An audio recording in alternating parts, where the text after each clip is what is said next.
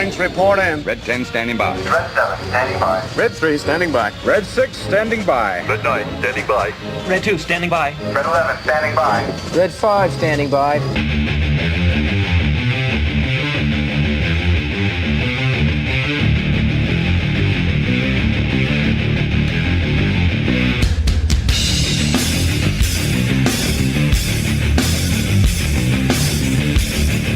That's correct. A wizard is never early, nor is he late. He arrives exactly when he intends to.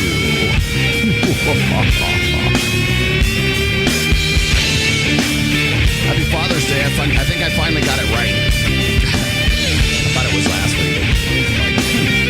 Didn't seem much. Sorry, I'll explain to you why we got to do this early today.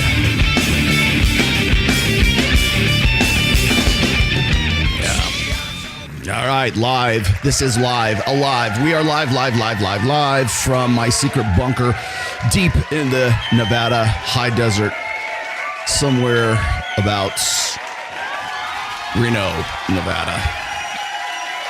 Nevada, not Nevada. Duh. Yes, to Grand Poobah. The dad you never had is in the house. So let's get down to business. Those out there that do have a good sex life with your husband, will you never have to ask him to be present as a dad or a husband? Never have to worry about him saying no to watching the babies. It makes me feel like he wants to be a dad, like he wants to have a family, like he wants to be a husband. Washes all the dishes every single night. He's an incredible cleaner, and we split household responsibilities pretty evenly. He will actually leave his boys' night out early to come home just to make sure that he can kiss his girls goodnight. He never makes me feel crazy. Actually listens to me and validates my emotions and my insane anxieties. He knows how to put his phone down and look me in the eyes and listen when I need to talk about something. He knows how to communicate when he's upset so he doesn't just let it build and fester. I am 100% confident that there is no place he would rather be than with me and his babies. He encourages me to have hobbies outside of the house. He encourages me in my career, whether it's engineering, makeup, whatever. He's the first one to grab the baby and change a dirty diaper. Will wake up in the middle of the night with me, no questions asked. Never have to ask him to do anything twice. He knows how to do his own laundry. He is so smart. Makes an effort to get to know my friends and my family. I could bang this man every single day. First boyfriend at? Like my very first boyfriend, or my baby's father? Oh yeah, he's in here. He's there. Why didn't you guys like? I'm gonna be honest with you. I got love for him. He's a great guy. We had great chemistry, but the love faded away. What do you mean it faded? What do you mean it faded away? I get bored and I get. Okay, so here we go. It's not that I get bored. Here we go. So you don't want a nice guy because he was a good guy, right? He's a great guy. See what I'm saying? He's a very judgmental person that I couldn't stand. He judges everything, and that's what I was like. Ugh. But other than that, he's a great father. He's a great everything. But a great dad. So you just couldn't do it, and no, I checked out. Once I check out, that's it. There's no coming back. Depends on the wisdom of the woman, obviously. But, well, it does, because, narcissists can fool naive women. That's why narcissists propagate, by the way. And we know this because narcissistic psychopaths, young women are more likely to fall for narcissistic psychopaths. And the reason for that is they can't tell them from competent men, because narcissistic psychopaths imitate competence, and that's their niche. And so they have a confidence that isn't justified by their ability. But the women check out the confidence as a marker of ability, and the falsely confident can fool them, especially if they're young and naive. Yeah, because they get so much smarter with age. The counter is pretty much what you said. Well, what do you want somebody to be, like your slave? Do you want them to need you? Do you want it to be some sort of form of codependency? No, that's not what it is. It's complementarity. Your weaknesses as a man are made up for the strengths of that woman, and vice versa. Your strengths as a man make up for her weaknesses. Pillars won't answer this. How the fuck? Yeah, you'd be wrong. Are you going to base so much of your ideologies and advice to men around divorce and the unjust financial destruction of men in divorce, while simultaneously drilling into women's heads men don't care about women's careers, education, income, when those are the specific factors that contribute to the financial determinations in divorce, including I would here's some advice. Here's some real advice. Lay off the DMT. Including alimony, child support, etc. Your spouse's income, career, and education directly impact how much financial destruction men may or may not face in the event of a divorce. But since you guys don't care about your spouse's career, income, or education, I guess you're fine with paying her the maximum amount of alimony and child support, right? Otherwise, you'd probably care. I got a better idea. How about we adjust the divorce laws? Maybe that would be a good place to start. To my daughter a lot about this. My daughter runs my companies. My daughter didn't know much about business when she started, and she was pretty sick too, and she didn't know a lot. And so it was easy for people who thought they knew a lot about business to pull the wool over her eyes. But Michaela has the ability to ask stupid questions, and we've talked about that a lot. It's like, you only have to ask a stupid question once if you're alert. You ask a stupid question, and if you're in a crowd and you ask a stupid question, 80% of the people in the crowd have the same question. They're just too cowardly to ask. But you ask and then someone actually tells you, you never have to ask that question again. You're no longer stupid. So if you ask enough stupid questions because you're honest, well, then you're not stupid anymore. The wisdom of Jordan Peterson. A big fan of Dr. Marty Hazelton. I've been using her work since the very earliest days. Also a student of Dr. David Buss. Okay, and so she's got a book called Hormonal, and it's basically the ovulatory shift. Because what we're talking about here is ovulatory shift. Okay, so when we talk about the dual mating strategy, ovulatory shift proposes that when a woman is in her proliferative stage, when she's in the ovulatory stage, she's looking for a guy with more masculine features. She's looking for the guy who's going to like slit throats, right? When she's has had when the egg has already dropped and she's already passed the ovulatory phase, she gets into what's called the luteal phase. In the luteal phase, that's when she's looking for comfort. She gets into what Dr. Marty Hazelton has said is a sort of a nesting. What it translates to is when a woman does get pregnant, she goes through, I want to say it's the first trimester or like maybe the second trimester, she goes through what's called the nesting phase, where she like wants to like, put all the, get the baby crib and everything else. But like, if you think of this in a shortened version throughout a 28-day cycle, that nesting period is right around where the luteal phase is. And that's when she starts calling up her telephone friends, and she like guys with more female features, or she wants her girlfriends to come and hang out with her, and she's feeling bad because she fucked the guy in the club when she was in her luteal phase or proliferative phase. And then she goes through and this is theory, okay, but then she goes through the postmenstrual syndrome, where she gets really bitchy. The theory behind that is that the reason she gets bitchy is because she's pushing away all the beta males, or all the more feminized, the comfort guys, away, so that she can go back into that cycle once again, so that she hopefully can reproduce in the next pass in the next cycle. Okay, so how does that relate to the dualistic mating strategy?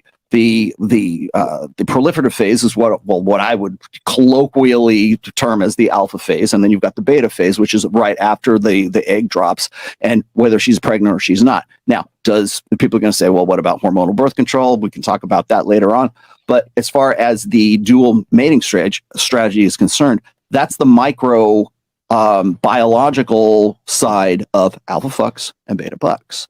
So when we're talking about these things, now here's I know the criticisms of this, but I wanted to point out also that in Dr. Marty Hazelton's work, the idea where they go and they ask, say, well, are you attracted to these guys? Is it the guy with the the chiseled jawline and everything? And then women are saying yes and no. But the thing is that women don't seek extra pairs if they're already in what is termed as a satisfying relationship. Yeah. So that's where you get these incels who like just throw caution to the wind and say, oh, I'm doomed. It's hypergamy, and it's like a straitjacket, and she's just going to want to fuck Chad when she's in her proliferative phase, and the juice ain't worth the squeeze. Now, no matter what she's going to cheat. Yes, no matter what she's going to cheat, which is bullshit, because there's too many variables right there, whether she can or she can't. But the most important one is that in those studies, when Dr. Marty Hazelton was going through this, the women who stated that they were in a satisfying relationship, they wanted to fuck more, but they wanted to fuck the guy that they were with at that time. Again, remember that. There we go. Now, okay, welcome. Hey, guys. Welcome to the show. Welcome to the Father's Day edition. I haven't done a Father's Day edition in a long time. I don't think I did one last year. Was I? Maybe I wasn't. I don't think I did. I used to do Father's Day editions of this show with Pat Campbell, and man, I'll tell you, man, those got pretty intense back in the day. Aren't you guys sick of Destiny? Yeah, kind of am, but kind of like Venereal Warts, he shows up every now and then. So, no, actually, I'm not sick of Destiny. I'm actually kind of sick of some other people right now, but this is not a get sick at anybody show today. By the way, Arturo, we got that coming up. That's on tap today too. This is going to be a much more abbreviated show today. And I know I always say that, but it kind of has to be because I was going to just do a pre-record and just do a premiere for you guys today, but this is a live show. So don't let anybody tell you it's not. So yes, you feel free to super chat, do whatever you want. But I will be immediately after the show. I'll be jumping in my car with my dogs, and I'm heading off to Lake Tahoe to actually do a little riding up at the lake, and sort of get back to that and sort of power down for a little bit because I got a lot of stuff coming up in the next the next month, I guess. Robert Kiyosaki will be joining us on the 28th in Las Vegas, beautiful Las Vegas, Nevada. We have a special show, a special edition of Access Vegas that's coming up. And I will be doing some Q&A today too, if you guys want to. That's sort of, I think that is in the offing today, since I am doing the Father's Day show here today. Have you guys seen any other Father's Day takes today? I already seen one of Rob Henderson's tweets, soon to be Dr. Rob Henderson. I think one of his hot takes today was, and I don't know, again, I really hate that I have to like put this out as like sort of an asterisk or a caveat here, but I have to sort of second guess people's tweets these days. As you know, one of the reasons I put Jordan Peterson talking about how his daughter asks stupid questions and she's running his brands right now and running his show. I don't think enough people really realize that. So like when you think you're getting some hot take from Jordan Peterson, you're actually getting it from Michaela. Just she sock puppets him, just so you know. But again, it's the idea that whenever we come around to Father's Day, that it's an excuse or it's an occasion, it's opportunity to tell guys to do better. Do better. What do you got here? To what extent does the sisterhood of Morales subsume the loyalty of women for their male relatives? It depends on that male relative, quite honestly. I would also argue that the sisterhood is far more endemic today, and especially in Western societies, than it has ever been before, simply because we have unfettered hypergamy, which we're going to talk about today too, because everybody wants to, I guess we have to go back to the freaking woodshed. I guess we have to go back and do remedial red pill 101 one more time. Because I'll tell you right now, if I was to go and do a very long Twitter thread about what hypergamy is and what it isn't, and what dual mating strategy is and what it isn't, and what my take on mate shifting hypotheses is, I can go and throw that one out till I'm blue in the face, and it won't make any fucking difference. And I'll tell you why. Because people don't care. They don't want to sit here and get a long ass dissertation about how they don't want to see how the sausage is made. They just want the sausage, right? They don't want to know how you came to the conclusions that you did. They just want to have a nice spicy hot take, and then they throw it out there and they're done. So the reason why I'm throwing that one shot at the end there with me, that was when I was on Fresh and Fit, and that's when I was there with Sneeko and Destiny together. And they just want Sosnick. Yeah, you're probably that was too good. Let's put that up there. That was too good. Yeah, you're right. They want Caesar Flickerman. Go look up Caesar Flickerman. If you haven't seen Hunger Games, you don't know who Caesar Flickerman is. Just saying. But yeah. So, oh boy, we already got another troll in here already, man. Gosh, you know what? Instead of like spamming my chat, like just fucking come at me, man. If you want to be on the show, you want to come to Vegas, I'll be happy to talk to you. Oh, okay. Bye, bitch. Wait, hold on. There you go. Bye, Felicia. Yeah, she did. Farrah did take the red pill, sort of. We'll talk about that a little bit later too. Torsha did a show on that last night, which, you know, Torsha will be dangerous if she could ever do a stream on time. If she would ever show up on time, like she would be dangerous.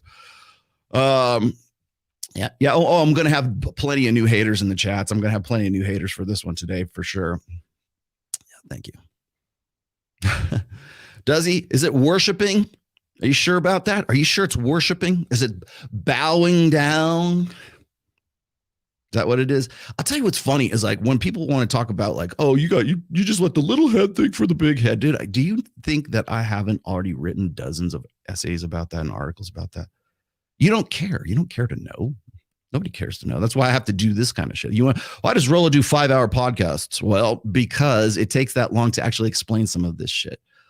So when I'm talking about, let's just say notables at this point, when I'm talking about guys and who have a spicy hot take on the red pill right now, I'm the one that has to go clean up their mess.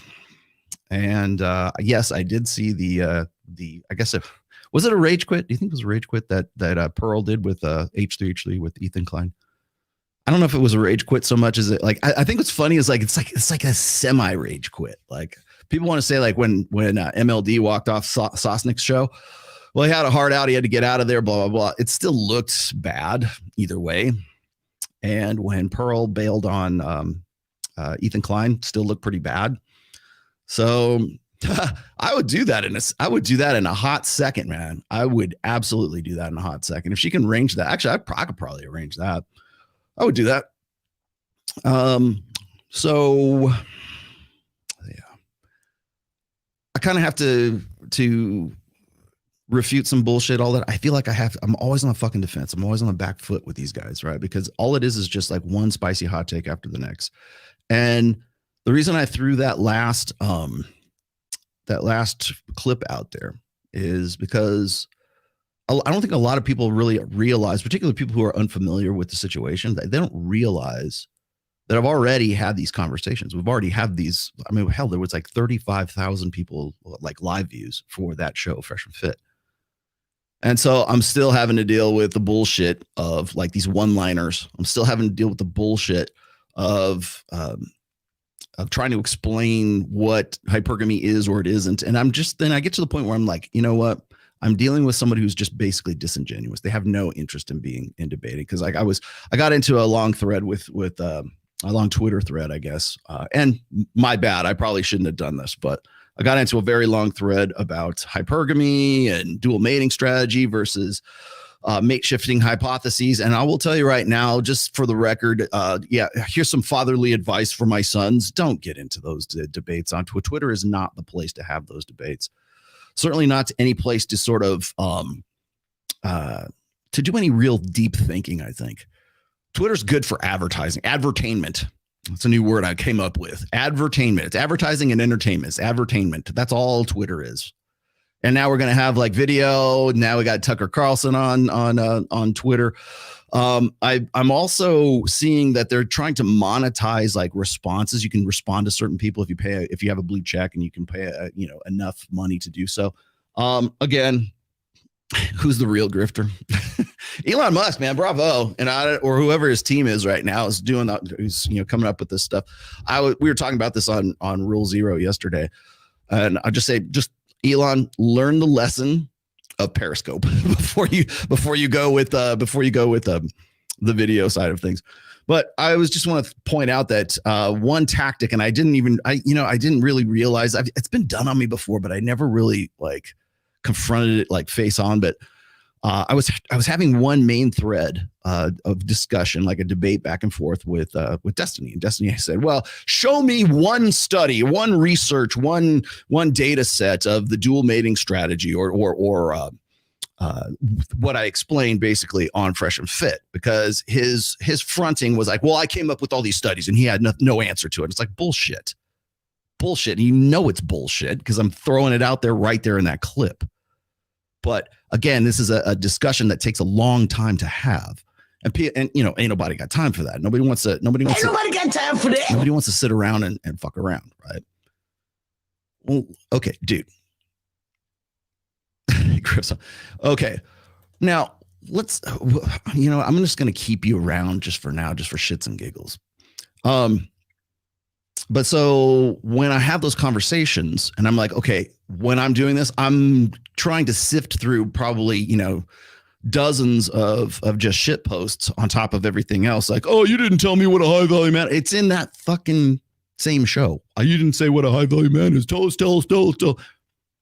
You need to catch up. That was last month's like schlock. This month's schlock is something different. And I wanted to point out that, having those conversations on Twitter is it's just a dead end. It's just a dead end. And when I'm going to see if I can complete this thought here. So he asked me, he says, give me one study. I gave him 15. Because if you go to my blog, therationalmale.com, and you look on the sidebar where I have suggested reading, people ask me about like books to read and stuff like that. Give me a 10 list. It's already there. It's been there for like over 10 years.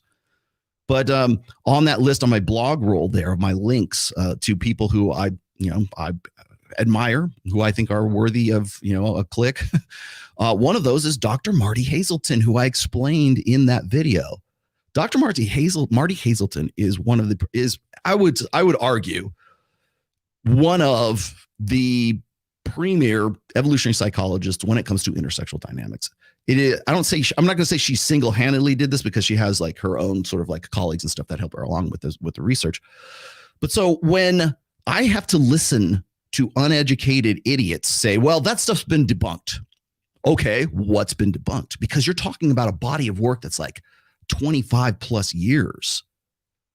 And people say, well, without that, then that's the length and the breadth of the red pill. No, it's not. It's absolutely not. When I want to talk about the dualistic mating strategy, when I talk about that, I'm talking about alpha fucks and beta bucks. But when someone else is talking about that, they tend to, if it's like the Jordan Petersons, the Chris Williamsons, the certainly the David Busses, they only want to focus on one side of it. And usually that's the beta buck side, because that's the only side that they can really relate with. That's the only side that has some sort of actionable, like plan of action for them. Because if we only focus on the beta bucks, parental investment, provisioning, and protection, if you only focus on that, then men have a lot of things to do. They've got a lot of catching up to do. You better do better, fathers. You're not living up to what our entitlements are. And those entitlements are parental investment, protection, and provisioning for women. That's what they exclusively focus on, and to the complete inclusion, whatever, exclusion of alpha fucks. Anytime there is an unflattering truth about female nature, they never want to talk about it. If you go and you want to know why Myron and Fred, you want to know why Fresh and Fit is such a popular show, because they're willing to talk about that stuff. Because I'm willing to talk about this stuff. Because if you are an influencer and you want to be a successful podcast, Purple Pill Podcast, Brian, whatever, don't shy away from the alpha fuck side of hypergamy. That will make or break your show. You want to know the difference between a TradCon show and like a mainstream like red pill show? It's that they're not afraid to talk about the alpha fuck side and hold women accountable. And holding women accountable is just this sort of catchphrase for pointing out unflattering truths about women's innate evolved nature. They don't want to talk about that, and they never will, because that doesn't sell books. Because that leaves a bad taste in people's mouths. They don't like that. So if you stay on top of that, if you accept and you embrace the dualistic nature of women's mating preferences, and there's a difference, I'm going to get into that as well, because that was another conversation I had. The difference there's a distinction, let's just say, between a woman's mating preferences and her mating strategies. Okay. How is she going to affect those, or to the best effect? How is she going to best affect those preferences with an adaptive mating strategy? That's the difference. And we're just splitting fucking hairs, and it just pisses me off so much. It's like, it's a curb this fucking high. I had the same conversation with Adam and Sitch. They didn't want to call it hypergamy, because hypergamy is whatever's in the dictionary definition. It's whatever we find on Wikipedia, even though Dr. Jordan Peterson uses the same expanded definition that I've been using for 22 years now. So either we're going to accept an expanded definition, or we're going to have to come up with some new word for it, dualistic mating strategy, do this. And so I'm having this conversation. And of course, what happens is whenever people are arguing with you or debating with you in bad faith, particularly on Twitter, what they will do is they will take whatever piece of that Twitter thread and they will go and they'll retweet that one and they'll say, oh, what an idiot. He doesn't know this, blah, blah, blah. Taking it completely literally taking it out of the context of the main thread, putting it into another thread in the hopes that people will back him up because they're not in the other thread. And I'm watching this happen like 3 and 4 times as I'm like sticking to one side, trying to have this like ongoing conversation. Meanwhile, you have all these bad faith actors who want to start a new thread because they know that that's going to, well, it's just driving engagement. And all that says to me is you're not about the material. You're not about the debate. You don't want to have a real conversation. You just want fucking engagement. And if that's where it's at, then fuck it. I don't care. I don't owe you a fucking debate. I don't owe anybody a fucking debate, especially when you're all brand and you're all about the engagement. Been doing this for 20 some odd years. I care about this shit. I've been doing it for forever. And that's another thing that gets me is like, I got a lot of guys who will say, well, I think it was every now and then Alex from Date Psych will like chime in and say, well, the red pill is silent on this. It's never said anything about this. And I'm like, dude, I send him links to like 4 or 5 different articles I've written over the past 12 years on blog, right? No, dude, we've talked about this. This is old news. Well, how come they're not talking about it now? Because it's already been done. We've done this forever. So if you are going to, because this is something that's been really, and I realized this as early as like New Year's Eve of last year. I knew this was going to happen because, we're in the election cycle and people are pivoting to other topics. So they want to go into the culture war stuff. But they gotta find some way to make a clean exit, let's just say, from the manosphere. So they got to have some reason why they're leaving the manosphere. Like you've got Andrew Tate saying like, oh, those red pill guys, blah, blah, blah. Who? And I love you, Tate. And I love Andrew and I love Tristan. Don't get me wrong, but they're doing the same thing everybody else does. Those red pill guys. Who are you talking about? Is it me? Is it Ryan? Is it the guys in Rule Zero? Is it Myron and Fresh? Is it, Brian from whatever? Is he part of that? I don't know. Is he red pill adjacent or is he actually part of the red pill? Like I am not red pill adjacent. I am in the red pill. I am the father of the red pill, right? By the way, so what's that? Where are we at? We're at 30 minutes in. Nobody's going to see this anyway. So I'm sure there's going to be people who are going to see this title of this video and they're going to look at the thumbnail and go, Rollo's got a big head and a big ego, dude. It's Father's Day. Take the fucking joke. It's a fucking joke. Yeah, I'm a father and I'm in the red pill. Wow. Amazing. So watch how many people in the chat right now, people in the comment, when you get into the comments, when you see the comments later on, you're going to see so many people who like didn't get it. They're like, oh man, Rollo thinks boy, I would hate to be as arrogant as him. Okay, bro. Okay. Dude, let me tell you something. If you're going to come in using my AV, you're out the door, my friend. Thank you. There you go. All right. So, getting back to the point here is I essentially linked about 15 different studies that have to do with ovulatory shift, which is the foundation, the basis anyways, of the dual mating preferences of women. Because now apparently that we have to separate and make the distinction between those two. And here, you know what? I think I might even just do this just for shits and giggles. Hang on. Because apparently people are too stupid to do this on their own. And they don't want to, they're intellectually lethargic. So allow Daddy Rollo, Papa Rollo, he's got Uncle Rollo, however you want to call him. He's going to share his screen with you today, children. And we're going to go to my site, which is therationalmale.com. And yes, it's been a while since I updated. I've been focusing primarily on Substack mostly, but I do have some stuff I'm going to update here. So let's scroll down a little bit, shall we, children? Oh, look, here's some advertising. He's selling books. Oh my goodness. Oh, categories. Look at all these categories of things that you could just, hey, what's Rollo have to say about hypergamy? Oh my goodness, there's a whole category dedicated to hypergamy. Maybe we ought to have a look at that.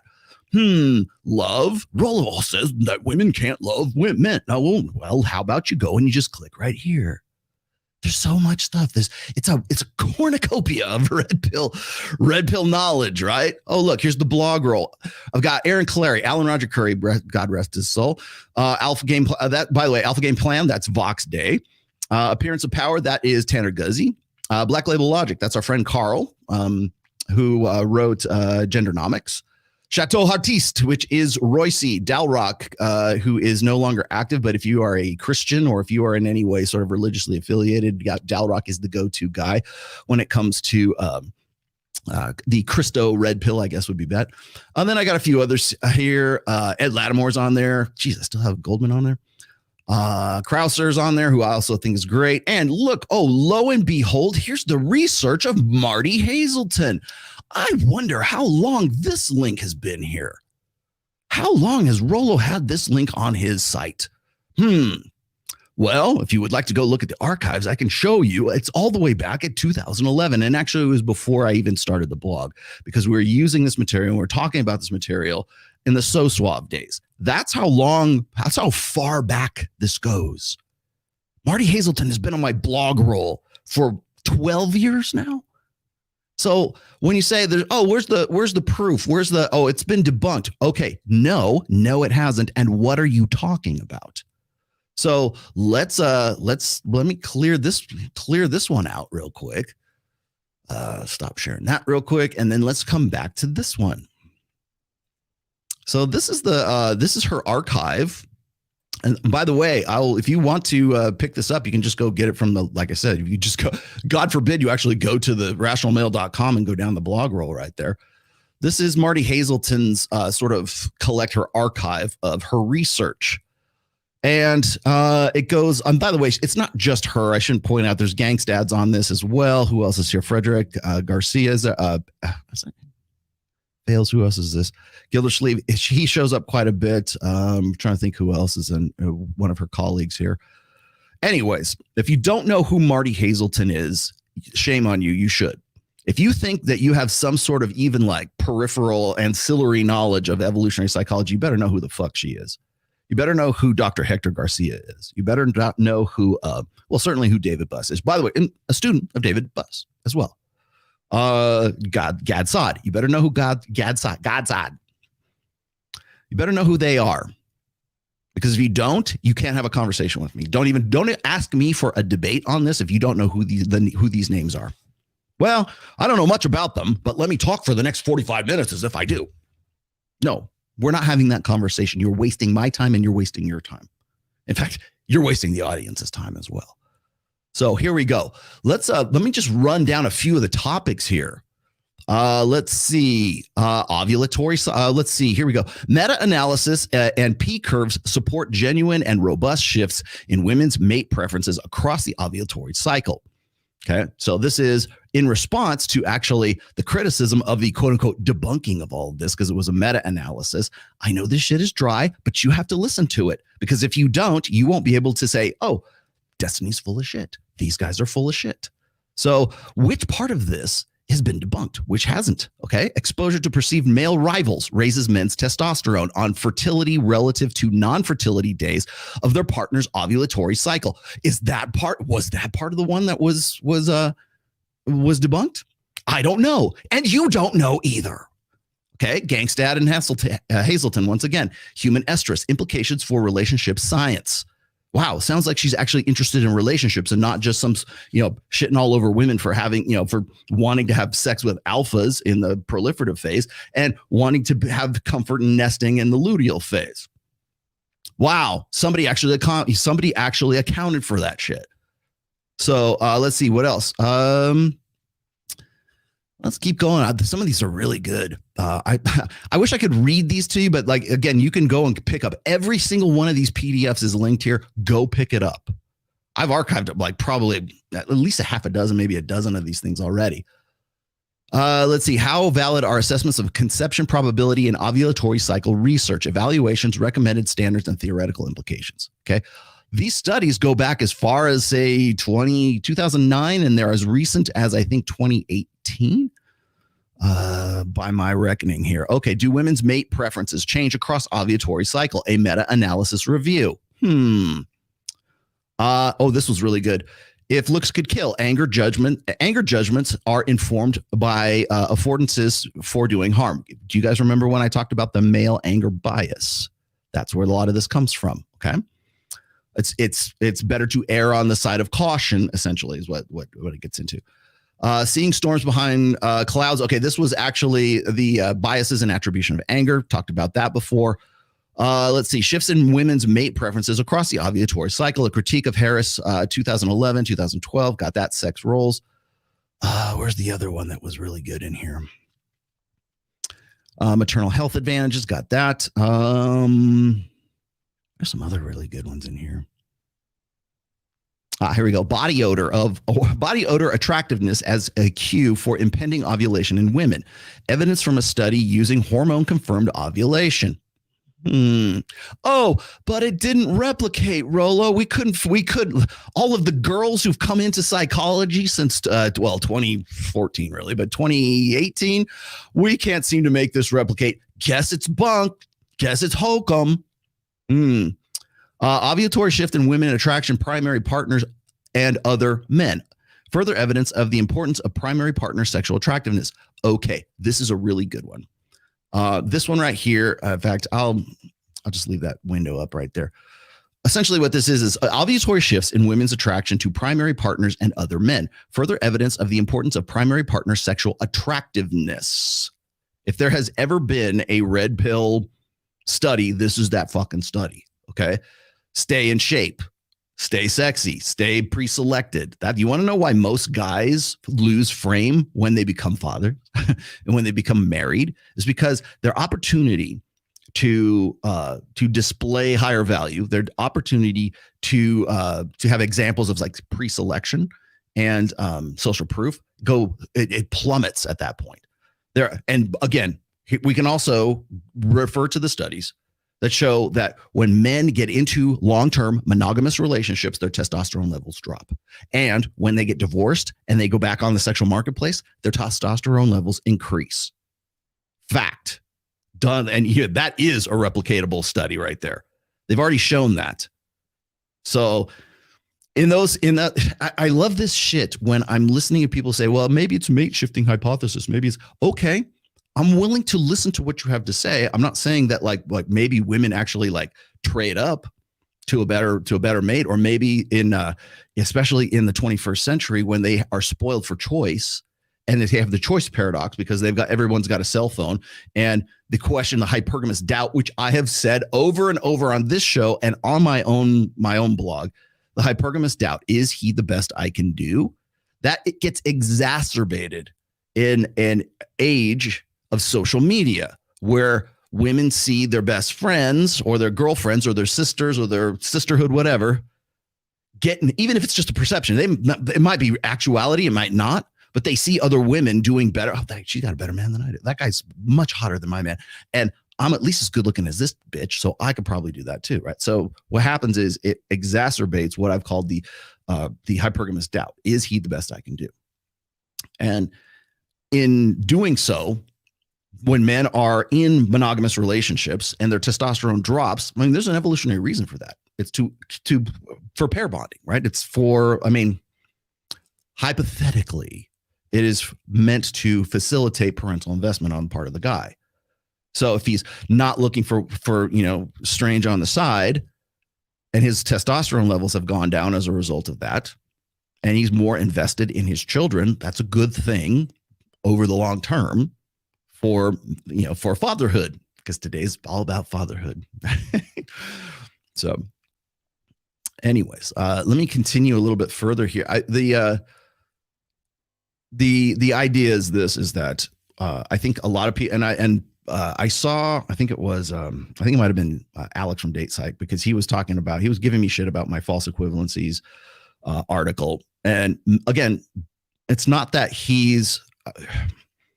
I see where he's going, but the problem is that he starts from false premises. Like, oh, this is what Rollo's saying. No, that's not what I'm saying at all.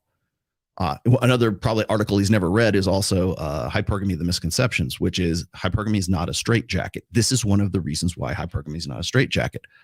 Again, Marty Hazelton, in her research for ovulatory shift and dual mating preferences, gotta be clear about that, shows that when women are in quote unquote satisfying relationships, they are more proactive or proceptive, let's just say, sexually when they're in their ovulatory phase. So if they've already got a good guy right there that's like lays down the good D, then they're probably less inclined. Like, why would I go hunting for something when I got this guy right here and I'm good with it? Or she's pair bonded. She's in love with him. Maybe she already has kids with him. So I think one of the big mistakes is, and I think that people get this wrong, is they think that the red pill talks about how like it's a death sentence, right? You don't get with a woman because if she finds the next best guy, she's just gonna fear of missing out. Thank you very much. Yeah, because of fear of missing out, if Jason Momoa walks in the room, then she's gonna want to go fuck that guy. Want's got nothing to get is a whole nother thing, right? But the idea also that's already been accounted for in a lot of these studies is that if the woman is already in a satisfying relationship, she's still sexually proceptive with the guy she's in the relationship with. Yes. If she's not, that's when women want to stray. That's when women want to go look for plan B. That's when it's, honey, me and the girls are going to go have a girls' night out in Vegas. Are you okay with that? Yeah, that's when women will facilitate reasons and ways to get away during that particular time. And by the way, it's not just wives. It's not just girlfriends. I can also show you studies by Marty Hazelton, once again, about daughters will cut contact with their fathers during that cycle as well. Because it's almost as if there's sort of this biological evolutionary imperative to put themselves in a position where the possibility of, being in the foam cannon party in, Cancun spring break is a definite maybe for them. So that's sort of explains, like, so when people say, well, Rollo, you're telling all these guys that hypergamy is like a death sentence. And no, I'm not at all. And whether these guys actually realize that, or they're again, I'm not the one who's going to be proliferating all of this and trying to tell guys, hey, don't get married because she's going to want to fuck somebody else. That's black pill, man. That's black pill. If anything, I've gotten in trouble for being too soft, for being too accommodating, for saying, hey, look, it's not as bad as it seems. As bad as it seems, that gets a lot of clicks. That makes for a really popular podcast, but that's not the red pill. So sometimes there's good news. Sometimes depending on who you are and how you choose to leverage it, hypergamy is good news. Absolutely good news. Because now you know. Knowing's half the battle, right? All right, let me pull that out. I got some other ones that are in here too that are really good. I'm just gonna read through these just really fast. Let's see. Evidence of evolved sex differences. Got that. Changes in women's feelings about their romantic partner, their romantic relationships across the ovulatory cycle. Been doing that since 2013. Let's see, 2012, body odor. Okay, we got that. That's the stinky shirt, the stinky t-shirt test, by the way. If you don't know what that is, you can go look that up. But essentially what it is they've got, it's sweat from guys and who are high T and low T, and which one smells sexiest at which stage of ovulatory shift. Ovulatory shift in women's attractiveness, primary partners other men. We got to that. Let's see. Kin affiliation across ovulatory cycle. Females avoid fathers when fertile. That's a good one. Let's go grab one. That's the one I just talked to you guys about. Kin affiliation across ovulatory cycle. Females avoid fathers when fertile. So you probably have heard me. Oh God, this is a really good. I need to incorporate that in something. You probably have heard me explain mate guarding. Okay, well, mate guarding isn't just about like, oh, I got a bitch and I got to keep her from running around, right? It's also brothers. I'll say mate guarding, but kin guarding, I guess. They're sisters to keep the strange out, to keep the tribe, to keep the guys who are on the outside, the outside the tribe. to get to actually, you want to know why guys want to get defensive about their sisters? That's why. It's kin affiliation. Also fathers. And I know I'm the father of a daughter, right? It's not mate guarding, but it's daughter guarding for damn sure. It's the guy who's like, the shotgun in the window and you're, bringing her home from homecoming, that kind of stuff. Yeah. That has an evolutionary reasoning behind all of that. So it's not necessarily mate guarding, but it's like kin affiliation or kin guarding, I guess would be a better term for it. And again, was that debunked too? Because I can go down like, I don't even know how much research he has there. We're talking like 25, 30 years of research here. So if you're going to go and say, oh, this has been debunked, you're going to have to come to me and say, which part are you talking about? What exactly are we talking about here? Because what happened then, changes in women's choice of dress across ovulatory cycle. God, that's so good. So here it is. This actually, I got to show you this. I have to post this one up. Share the screen. Is that it? Yeah, here we go. So if you want these links, they're on the sidebar of The Rational Male. Just look for the work of Marty Hazelton. Changes in women's choice of dress across ovulatory cycle, naturalistic and laboratory tasks-based evidence. When Rollo Tomassi, here, let me put this on here. When Rollo talks about, hoop earrings, duly noted, the red dress, high heels, she looks like a hoe, or maybe she's not a hoe, but she's kind of like looking a little sexier than usual. This is called sexual ornamentation.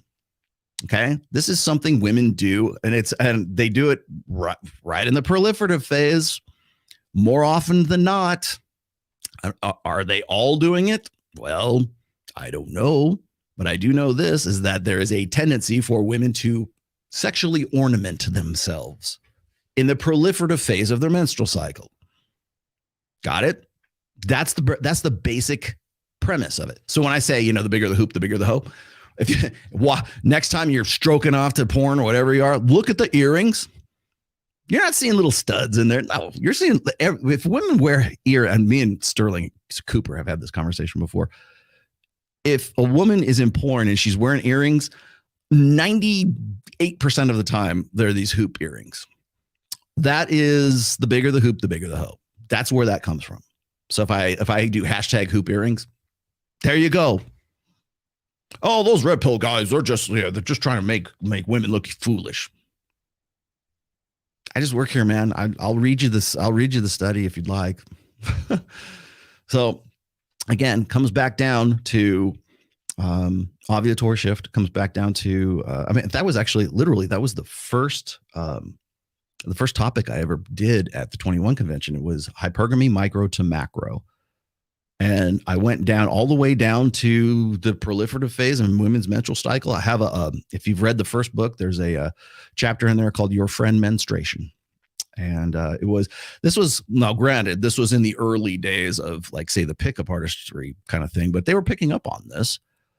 And you could sort of, I don't know, predict, but you were in a better place, I think, if you could figure out like where that woman was in her menstrual cycle. And by the way, men instinctively, at least they used to instinctively know when a woman was in her ovulatory phase or her proliferative phase, which is another reason why at certain times of the month, men would be more prone to mate guarding. Okay. So if we're going to say that, the dual mating strategy is out the window, well, there's like 25, 30 plus years that right up until like 2015, 2016, when we had the crisis of replication, right up until that point, it replicated pretty well. And it was all, layered on top of the next, like one study layered on top of the next study. So there's another really good one in here as to why muscularity is sexy. There's all kinds of, like, it's not just like one thing that says, oh, this is what happens. It's not just one shibboleth, I guess. There's your vocabulary word for the day. It's just not one big premise. It's built on a lot of other data sets over the course of 25 fucking years, man. It's a long ass time, like the late 90s up to now. So I go, well, David Buss just threw that page away. Now we're on to this. No, we're not. There's a lot more to be understood about that, but nobody wants to do that. And I'm going to play just a quick video here from, I think his name is Orion Taliban. I don't forget what his last name is. Sorry, I'm butchering it. Really good. People have asked me about him in the past. I think I kind of was waiting to see what he was really about. I saw him on was it on whatever podcast not too long ago. I think he did pretty well. But I'm going to show you just a clip from just a brief clip from one of his more recent videos about like how science works and how studies and research work. Yeah, Taliban. That's what Taliban. Why did I say Taliban? Taliban. There you go. Thank you. And by the way, I think he's great. No, this is not please don't get me for copyright because I'm going to like buff you out here. Sometimes like I kind of have to like, I want to just like course correct a little bit with him on some topics. But other than that, on for the most part, I'd say he's a pretty good dude to follow. If you haven't followed Orion, he's on, was it Psych Hacks? I think is what it's called. I wouldn't mind doing a show with him. If he ever wants to, hell, I would do it remote with him if he wanted to. But so there you go. Yeah, well, here's the thing. It's only because I've been in the business longer, and I do see him like sort of like reheat and recycle some of my topics. I'm glad he's doing it though, because at the very least, at least it puts the veneer of like someone with a degree on it, right? I mean, I have a degree in behavioral psychology, but like I don't have a doctorate, put it that way. So yeah, I think he's pretty good. I think he's good enough, put it that way. So I wanted to point those things out because through the course of talking about, well, what's mate shifting hypothesis versus like dual mating strategy, right? Well, then we get through this, and then now, of course, all of those studies and all those links that I gave Destiny and by anyone else who was reading, by the way, aren't good enough. Because he wants one study that shows that women will fuck a hot guy in that, in the proliferative phase, and then they'll fuck the nice beta bucks guy, the sweet, feminized face guy in her down cycle, right? In the luteal phase. Like, that's not what I'm talking about. And that's ridiculous. And in fact, I more or less like covered that in that clip, the very last clip I showed you guys just a little while ago. Of me on Fresh and Fit with him. He knows this. He doesn't care. They simply don't care. But I feel like I have to sort of clarify those things, like to make a distinction there. There's a distinction between women's innate mating preferences and how they develop adaptive mating strategies to affect those mating preferences. So I don't think you can use those two terms interchangeably because one is the behavior, one is the desire, really. So does a woman want to go see Aquaman because she's a real big fan of DC Comics and Aquaman? No. She wants to see Jason Momoa. Your grandmother wants to go. You want to know how popular that movie was? Your grandma wanted to go see it. 50 Shades of Grey. Why is that so popular? Self-produced, written, self-published book, sells 65 million copies and not even in 1 year, like in 9 months. Yeah, there's a reason for that shit. That's why I hate it. I love that. Well, I hate it. I whenever I see a clip from like Jordan Peterson talking about how, naive women like the Tinder swindler. No, they all do. At some point, they all do. Older women can't facilitate it as well as younger women. You are correct about that. But it was still older women who wanted to go see Twilight, 365 DNI, whatever, whatever the latest shit is on Netflix. Certainly 50 Shades of Grey. It was the demographic appeal of 50 Shades of Grey was, I would say, arguably maybe even earlier, but 18 to 65, 75 years old. It was a multi-generational fucking hit. Jordan, explain that to me. Riddle me this, Batman. Yes, it's across the board. And people hate it. Always has to be like, and not all women are like that. Anytime that's the first thing that comes to your mind, by the way. If I'm saying something and it seems like, they're beating up on girls. Those guys on Fresh and Fit, they just go on there and they shit all over the women. If that's your first thought, or if your first thought is, well, yeah, women are bad, but men do it bad too, blah, blah, blah, blah, blah. Okay, you know what? You've just shown me evidence of where your mental point of origin is. So if I relate some sort of information, something about like women's innate evolved nature, or if I even say something about men's nature for that matter as well, but if I'm saying something about women's nature and it's unflattering, if your first response is, well, ooh, men do it too, and worse, well, what about men?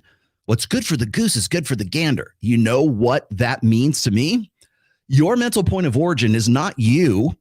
It's on women. What will women think if I agree with what Rollo is saying, or if I don't speak up, if I don't balance this out, balance the equation somehow, make it right in the universe, karma, right? Yin yang. No, what that means is women are your first priority. What women will think, what your mom will think, what your wife will think, what any future girlfriend you might possibly imaginatively ever have. Like, you want to know where the source of like white knighting comes from?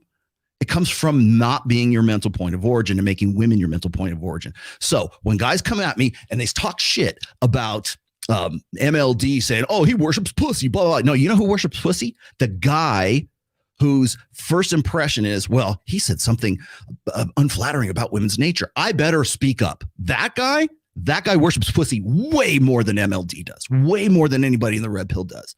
Because your first inclination, the first thought to jump in your head is, I better say something to balance this out for the little ladies, because if I don't, then they're gonna feel bad at the end of this fucking discussion. That's on you.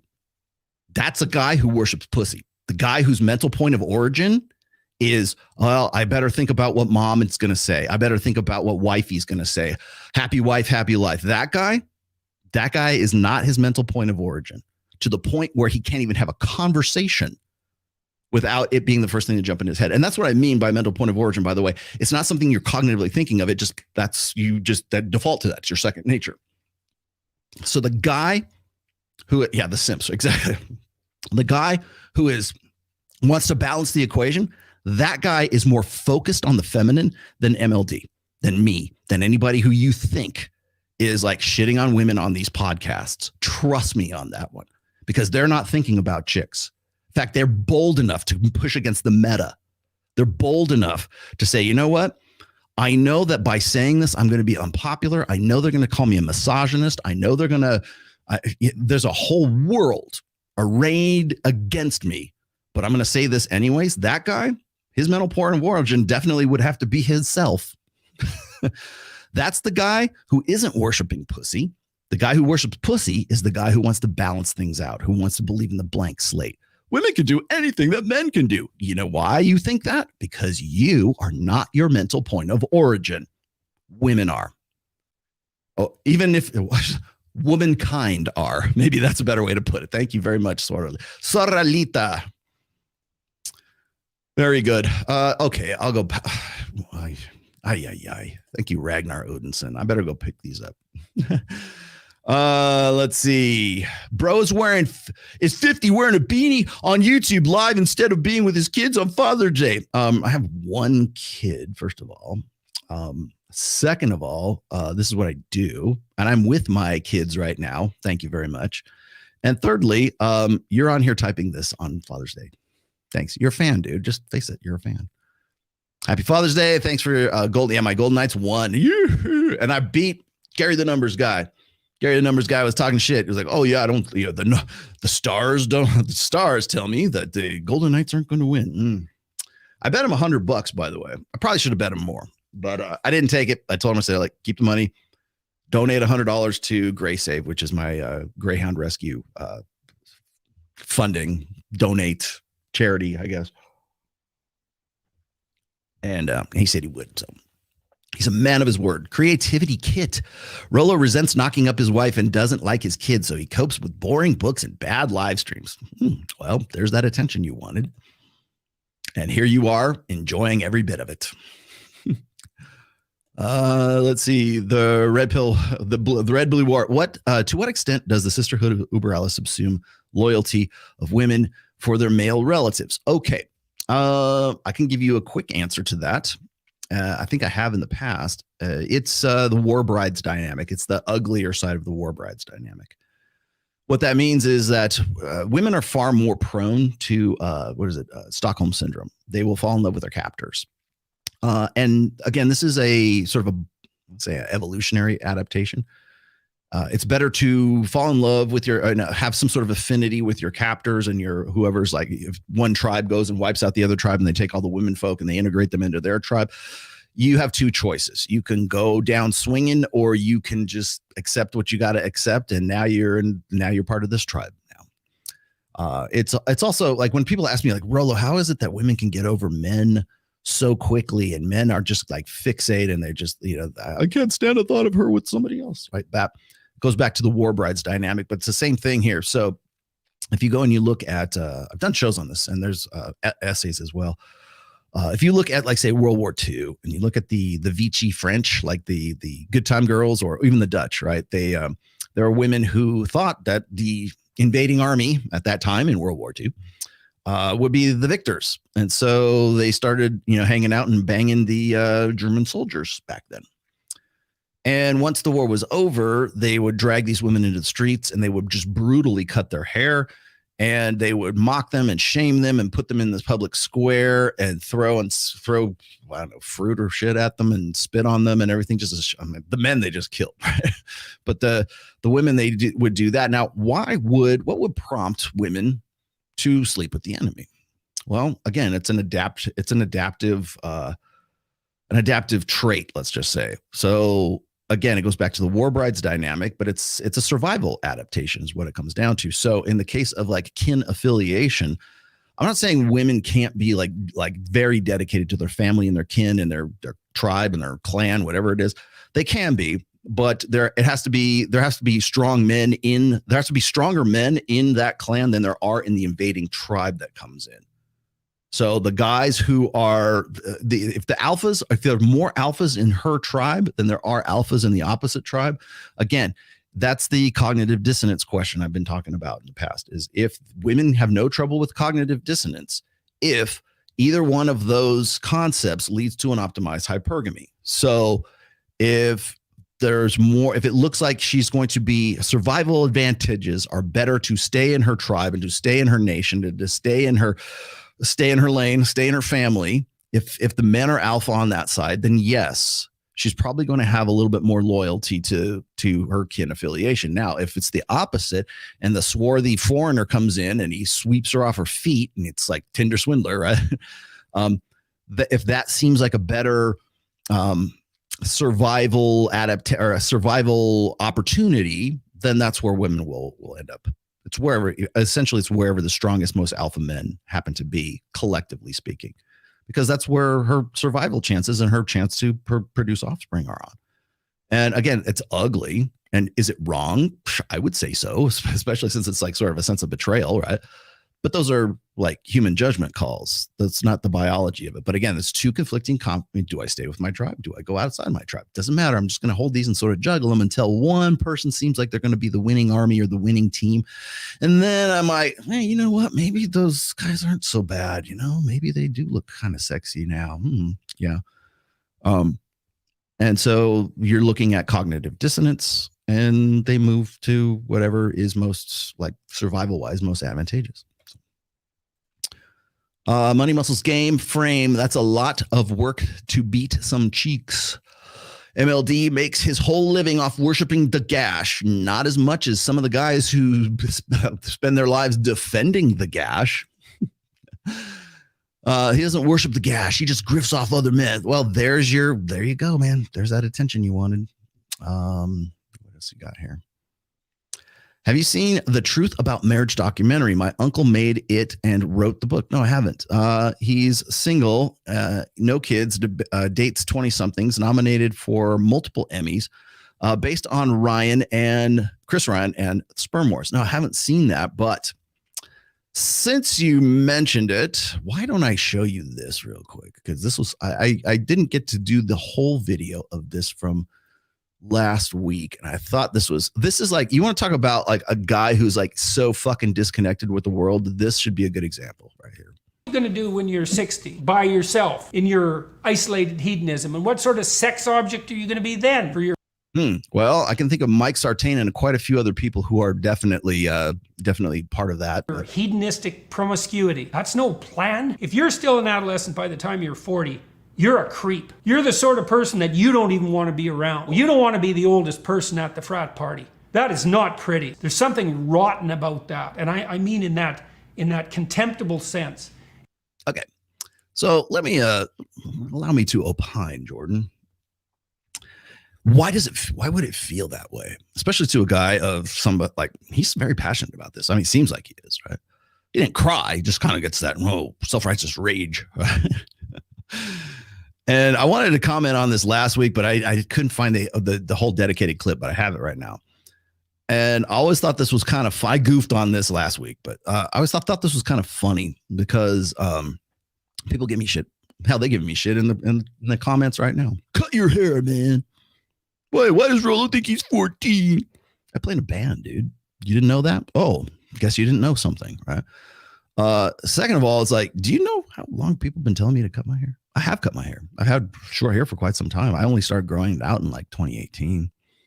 I'm gonna always look like I the many faces of Rollo Tomassi. There's lots of me's out there, right? I like where I'm at right now, and I ain't changing for you. If I wouldn't change for the people back in like the freaking 80s, I sure shit ain't changing for you. So just go fuck yourself. But why would it seem to a man, what is he, 60 now? It's 59 at the very least. I think he might be pushing 60 at this point. Why would this be so impassioned about, if you're 40 and you're in a club, go to Zook, please. Like I got the guys that are there. Then you're a creep. I don't like a lot of the hot chicks that I see like in Vegas. They don't think that way. And you're a creep. You could be 18 and be a creep. You could be 65 and be a creep. You could be 35 and be a creep. Creep is not age dependent. It's not demographically specific. Okay. Creepiness is creepiness no matter what age you are. You could be 12 and be a creep to girls. Okay. So, but the reason why this is so like, I know, aggravating, so irritating to a guy like Jordan. Well, first of all, Jordan's been with the same chick for God knows how long. I don't know how. Like, I'm not going to speculate on what Jordan Peterson's notch count is, but I'm fairly sure it's probably in the single digits, if that. Maybe Tammy and one other chick. I don't know. I hope he had more than just one chick. But the way he talks about it, and I have seen, and I have resisted. You guys are going to encourage me to do this now, but I have resisted doing a show where I do a breakdown of Tammy Peterson and Jordan Peterson. I'm not going to do that because people are going to say, well, oh, Rollo, you're just professionally jealous. And it's just not worth my time. But I will say this. I think if you know anything about the background of like Jordan Peterson, it's not like he had a lot of sexual opportunity throughout his life. He's only like, he had one-itis for one little girl that he met when he was 7 years old. And it sort of stuck with him right up until the point where Tammy decided she didn't want to live with the guy she was living with. And now suddenly she accepted the third proposal of marriage, which came from Jordan. Hey, I'm just I'm just the messenger here. That's what Tammy said to Michaela on that interview. Anyways, when guys get to that point, and I've seen this, and I shouldn't just pick on him because I see other guys get into this sort of like, I know, old guy rage. It's a regret rage. It's like my life that could have been rage. And so when you see a guy like, say, like Mike Sartain's 45 years old and Kylie's 21. Right? They're very open about that. And hell, if anything, it's a selling point. We asked the chicks quite a bit on Access Vegas, what's your age range, and I'm not saying every single one of them wants to get with a guy who's like in his 50s. They don't, but 40. Maybe 50 is the upper limit, is he creepy? Well, that depends on the guy, right? Depends on that, on how he presents himself. It depends on who he is. Just because you're 40 years old and you're living a more youthful lifestyle, it doesn't have to be hedon. It's not like you're going to fucking Jamaica and at hedonism too, and just like walking around naked and banging whoever happens to be there. It's not like that. But I love the characterization of this, because what this boils down to is you guys have heard me say this. It boils down to intrasexual competition amongst men. The way that men compete today is primarily violence or proxies for violence. But in the absence of an ability to do something like that, to punch a dude in the face, men have to disqualify competitors from the sexual marketplace. Now, when it's a woman competing with another woman, they do the same thing. They disqualify as well. They'll say, "Oh, that girl over there, only a slut would wear that," right? Or they'll shame you as a guy who's like, "Oh, you're attracted to that? Only sluts wear that. She's a bad bet for your paternity." Right? Disqualify her from the sexual marketplace. And hey, look, I'm right here. I'm much better than her, even though she is the girl in the red dress and the high heels and the hoop earrings is clearly outclassing the girl that's was the mean girl, the catty girl, the gossip girl. Men do something very similar to that, and mostly beta males do this because alpha males don't even think about this shit. But like a guy who is going to say, "Well, you need to grow up. You should act your age," and God knows I get called out for that all the time. I'll go to Babes in Toyland or something, and I'm not the oldest guy there, but I'm probably one of them. And I'm having a good time, and I'm just enjoying myself. And there's beautiful women there, and it's a great environment. I'm hanging out with friends. I don't drink, so I'm just there completely sober, and I'm hanging out with guys. Hanging guys and girls, and it's fun and it's interesting. And you can go and catch the highlights of it on my Instagram. Great, but does that mean I'm a creep? Does it? Been married for coming up on 27 years.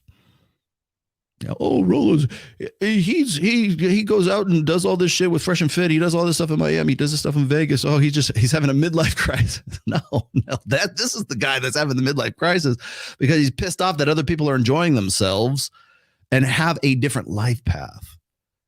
And I'll let him finish up here because I'm only halfway through that clip, but I see this anyways as intra-sexual competition. It's a form of competition that older men use to disqualify other guys who are getting the pussy that they couldn't get. This is really, if you want to talk about intra-sexual competition, it usually occurs between beta males, like the 80%ers. Mostly, like if there's intersexual competition between like alpha males, like 20% or higher than that, like those guys, the elites anyways, it's kind of, it doesn't make much difference to them, I don't think anymore, because I mean, maybe in the past, like there would be like rival lovers for the hand of one woman back when we were all about local sexual marketplaces. But in the global sexual marketplace, alphas probably don't really give too much shit about another alpha, like, with the new chick, or, "Oh, I was going to fuck that chick. So you got already piped, right? You got her first. Sorry. Because they don't care because they're moving on to, they have so many opportunities that it's like, okay, I missed one. I'll go on to the next one. Men who have fewer sexual options tend to fixate on the sexual options of other men. And that's how you get social enforced monogamy. That's how you get the soulmate myth. That's how you get, it should be one man and one woman. Closed on his end, closed on her end, which I still think is a great thing. But it's guys who want to force other men who are clearly outclassing them in the sexual marketplace and say, you should be ashamed to feel the way you do. Disqualify yourself. It's like gaslighting, really is what it is. Disqualify yourself from the sexual marketplace because it's the right thing to do. God wants you to do that. Karma will get you. What are you, robbing the cradle? What are you going to talk about, Mike Sartain? She's 21 and you're 45. Don't you want a worldly, intelligent woman who can carry a conversation, is comfortable in her own skin? Trust me, Kylie is definitely comfortable in her own skin. Ask me how I know sometime. And we also talked about that as well. It's like, no, it's just disqualification. And that's all he really wants to put out there. It's something that's overstayed its welcome, man. And, people are willing to forgive your immaturity when you're 22 or 23 or 28 maybe, or even 30. But man, if you're still playing that game when you're 40, you are not a happy person. And you're going to be motivated to go out there and make everyone miserable. And so grow the hell up. What else are you going to grow the hell up? Thanks, Dad. We'll all grow the hell up here.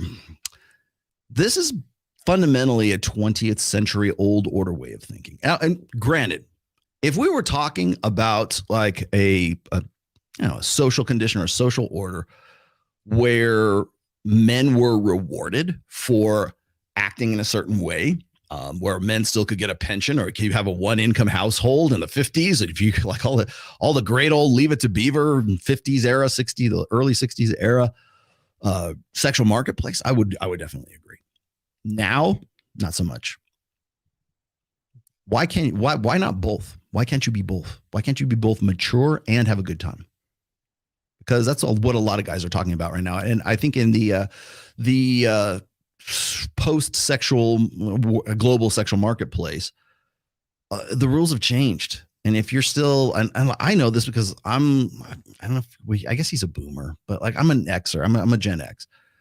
And when I see stuff like this, I have to sort of take it with a grain of salt. I understand, I don't ever think, oh man, I'm on Fresh and Fit, I'm the oldest guy in this room. I am, but I don't go in. I never think about that. I'm also the whitest guy in this room. I don't think about that either.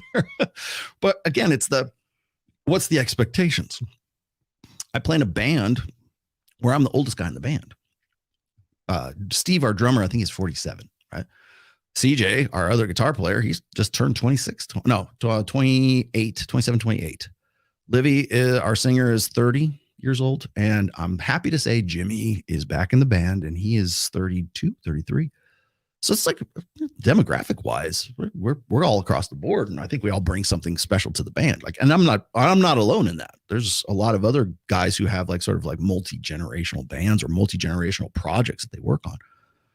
So when I get a call from like No Jumper, or I get a call from Mike Rashid, or I get a call from like Fresh and Fit, or I get a call from, I've had, Logan. I forget I forget your last name, Logan. Sorry. Went on his show. He had a podcast as well. He's a young guy from out of San Diego. I can't imagine he's more than like 23 years old. Let's go, man. If you have an interesting conversation, I'm cool about that. Nobody's thinking about things in terms of like age or anything, but it's a form of disqualification. You shouldn't be doing that. You shouldn't be hitting on those girls. Those girls think you're a creep because you're 40 and you're in the club. Go to Zook, man. People don't even know how old you are in Zook. Let's see. What do we got here? Have you seen? Okay, I got to you. There's your very long, involved answer. Bless me, Father, for I have sinned. Oh, no. What must I do to get my man card back? Any thoughts on Sartain Pearl podcast? I don't really care about Pearl anymore. Honestly, she got what she deserved, by the way, with H3H3. I thought it was funny. I'll tell you this. I don't have any thoughts about the Pearl thing with Sartain. I mean, it was interesting. Go see it. I don't think it was bad. I think Pearl is a bad representative of the red pill. If you ever have any doubts about that, or why does Rollo say she's a hack? Well, she's a hack for a variety of different reasons. But if you saw the interview of her with Ethan Klein from H3H3, she essentially rage quit. She blew him out like later on once things got uncomfortable for her. And she was very offended, or very uncomfortable anyways, that these guys had done their homework on her. That's just par for the course. Right? Like, oh, you know about that? Yeah. And they know about your parents too. And they know about, how much money they put into your brand. And they know about pretty much everything, because they're going to do OPSEC on you. Welcome to the 21st century. Welcome to being a big name influencer, Pearl. Yeah. Sucks when you get ambushed, doesn't it? It sucks. You know what you should have done, Pearl? You should have started like using every word that will get that show banned. You should use every word. And I mean, leave nothing out. You know the words I'm talking about. Go there. That's what you should have done. So you shouldn't have rage quit. You just should have started talking about the Germans in 1938. Should have started using tapped into your good friend Nick Fuentes's playbook and just dragged out whatever you wanted to, because that would have got them banned, or it would have got that show. They would have to at least cut that one part out. Yeah, she got what she deserved. Hey, I appreciate you and MLD, so don't kick me. Okay. Men just put too much effort into something that won't make them happy, and it sells. No, here's what they do. They don't understand what happiness is. In fact, even at the end of that Jordan Peterson clip, you're never going to be happy if you're like that. Fuck you. I'm fucking great. I feel great, man. But that's not it. That the carrot that is happiness is bullshit. You will never be permanently happy. You will never live. You will never qualify for anyone's estimate of being happy, or give you credit for doing what you will never meet their approval. You will never meet happiness's approval. Discontent defines the human condition. That's why. What is happiness? Testing tolerance. Was that Mr. Rogers? What is happiness, Mr. Rogers? Okay. It is an emotion that moves you from one state to another. Same thing with anxiety, same thing with stress, same thing with depression, same thing with joy, same thing with being horny, I guess. I don't know. Arousal, I guess. Those, the base emotions, fear definitely is a motivator for incentivizes behavior immediately. Fight or flight, for sure. Happiness is the same way. When people tell you, you won't be happy if you keep doing this, or unless you do this and follow my direction, then you won't be happy for in the long term. They are selling you something that they don't have. They are selling you a condition that doesn't exist. It's vaporware. Happiness is vaporware.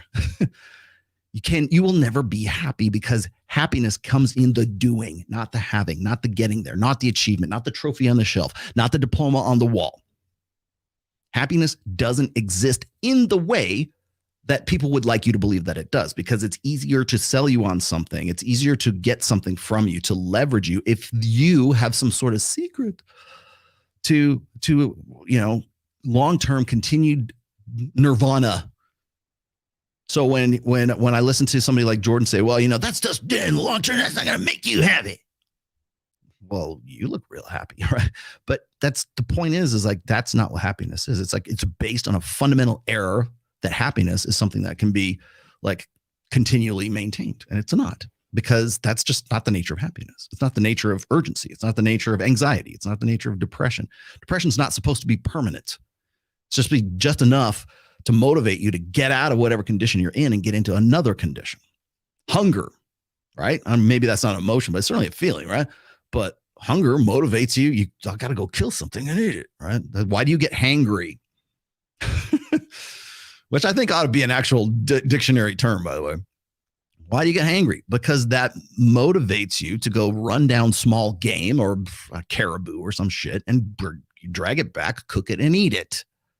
You need that. You need that aggression. So for survival. Now, do we need that now today? Probably not, but maybe not as much as we did. You can always go get a burrito supreme down at Taco Bell. South India news now discusses why girls want high earners. Oh, really? Now, basically, they becoming the men they want to marry, but media asking it not wrong for girl. Yeah. Of course, it's never wrong. But you want to know why that is, by the way? Maurer, this is too good. I gotta stick with. I have so many other videos I could be showing you, and I got a hard out here in about 45 minutes. So, the reason why that is, you know what? I'm just going to do questions for the rest of the show here. The reason for that is because India's been this way for a while, so I guess I can't say this is a new thing because it's not. But the idea of anything that benefits women, like the gynocentric social order, or what I've termed as the feminine imperative in my first book, anything that benefits the collective feminine is always going to be the normalized and the right thing to do. That's why women are especially right now, are pushing for this return to traditional values. You know what those traditional values do? They put more women in marriages. They put more women in an advantageous spot. And it also conditions men to do better. And that's what Father's Day is all about, right? Do better. It's an occasion to tell you to do better. Man up, sack up. By the way, I got to make this announcement. I hope he wants me to do this, but I can't imagine, because he just went public with it. So if you don't know already, Justin Waller has a kid, and a very beautiful child I've known about for quite some time now. And he wanted to keep it private. So I was like, okay, that's cool. But today's Father's Day. And if you look at his Twitter feed, it's got a couple of videos of him with his girl. And I could not be happier or prouder of Justin than today for sort of, being upfront about it. And I kind of have to buffer that a little bit, though, because I love him and I love his baby mama and I love his daughter. And because I have a daughter, too. So like we have something to talk about now. And so it's like now we have, there's this collective sort of fraternity of fathers kind of thing. And I think he'd be a fantastic father, which is another reason why I really kind of had to like bite my tongue when I saw that whole bullshit going on with Lila Rose on whatever podcast, because I didn't want to say anything. I already knew what was going on. I knew what was going on through Justin's head, and I really wanted to punch back, but I couldn't. But it's Father's Day, and he's, I think he's a great dad. I think he will even be a better dad as things progress, but it's a lifelong thing. I think people will say like, well, it's only 18 years and then your child support's over. Well, no, it's not 18 years. It's your whole fucking life. Seriously. It better be your whole fucking life. But I have to buffer that a little bit, because when you build your brand off of, open on his end, closed on her end, when you build a brand off of this presumption of like sort of singlehood, or like not having a kid, right? And then suddenly you're surprised, I'm actually a good family man now. It's like, I'm not saying that's what Justin was doing, but I have seen other people do that. Was it Ryan? Ryan was talking about, I think it was when Ryan went after Matt Walsh and like Ben Shapiro, and, everybody wants to be so proud of their kids, and you should be, I get it. But it's like, if you're going to use that as part of your influence or your brand or whatever, don't use that as part of your brand. At the very least, Matt Walsh and Ben Shapiro, they're up front with it, right? This is what I'm about. Here's my kids, blah, blah, blah. I've always been upfront about the fact that I have a daughter. Okay. Yes, she was a pageant girl. You got it. If you knew anything about pageant girls, you'd be like that much more impressed. But she's a good kid, right? And I love her. Well, I would take a bullet for my daughter, always. And there's a part of me as a father where I see things for guys who, and women too, by the way, who have the kid, and the kid becomes an accessory to the brand. And I'm not saying that's what Justin was doing, but I'm saying there's other influencers and creators that do this. Like I could point out like Michaela Peterson, like her daughter is basically an accessory right now for her, and has been for a while. She's good to have around when needed. And when I did the show on, what was it, Kill the Party, I think it was, for women, it's easy to point this out, but guys will like have a variation of this. And I was looking at, what was it? Rob Henderson's tweet today, when he was saying like, it's in the United States, it's more likely that a young boy or a girl will grow up with a household pet, like a dog, than they will with a man in the house, with the biological father in the house. And if you just leave that tweet up like that, it sounds like guys are just abandoning their kids in droves. They're just, ejaculate and evacuate. Just, I don't want to have anything to do with it. I'm just going to fuck you, and you have the baby, and I'm out of here. See you later. Papa was a Rolling Stone. Right? Well, by my experience and by the stats that I look at, never in the history of Western culture have there been more involved fathers today, but we don't talk about that. We don't build them up. That's why I loathe Father's Day, at least in this capacity. I love Father's Day being a dad, because I know I'm appreciated on that day. I know my wife appreciates me. I know she is the mother of my child. I know my daughter appreciates me. I have like my sister wives appreciate me.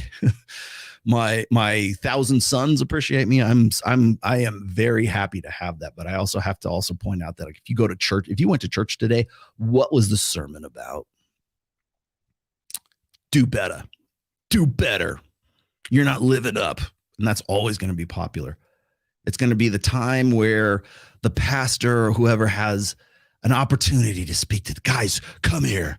Like they're in the freaking middle of the freaking, the high school auditorium. Hey guys, come on.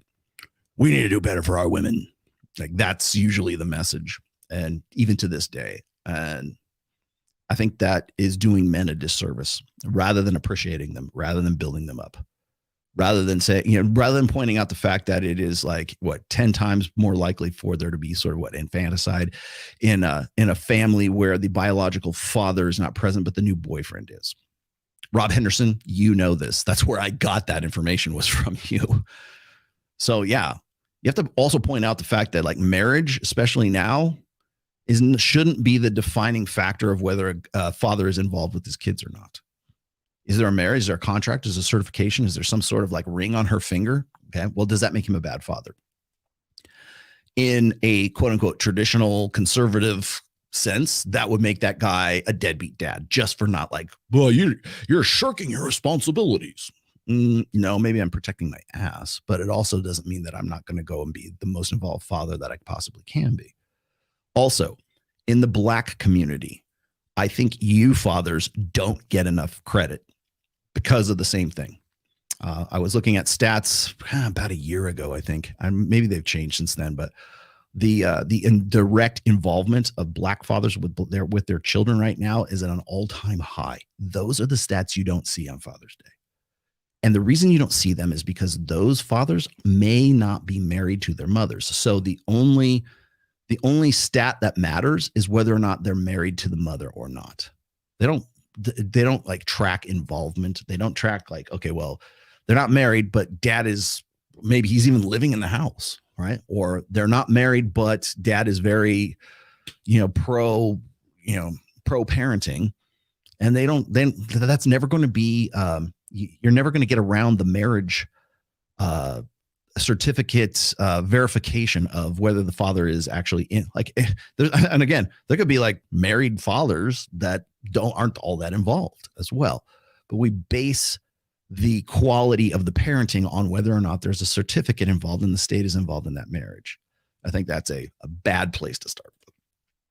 When it comes to marketing yourself on social media like Instagram, what you post to get engagement or views can be quite limiting, especially when you try to get women involved or into you. You mean as far as game is concerned? You have to remember this, Toddy, is Instagram's not real. Twitter's not real. This is not real.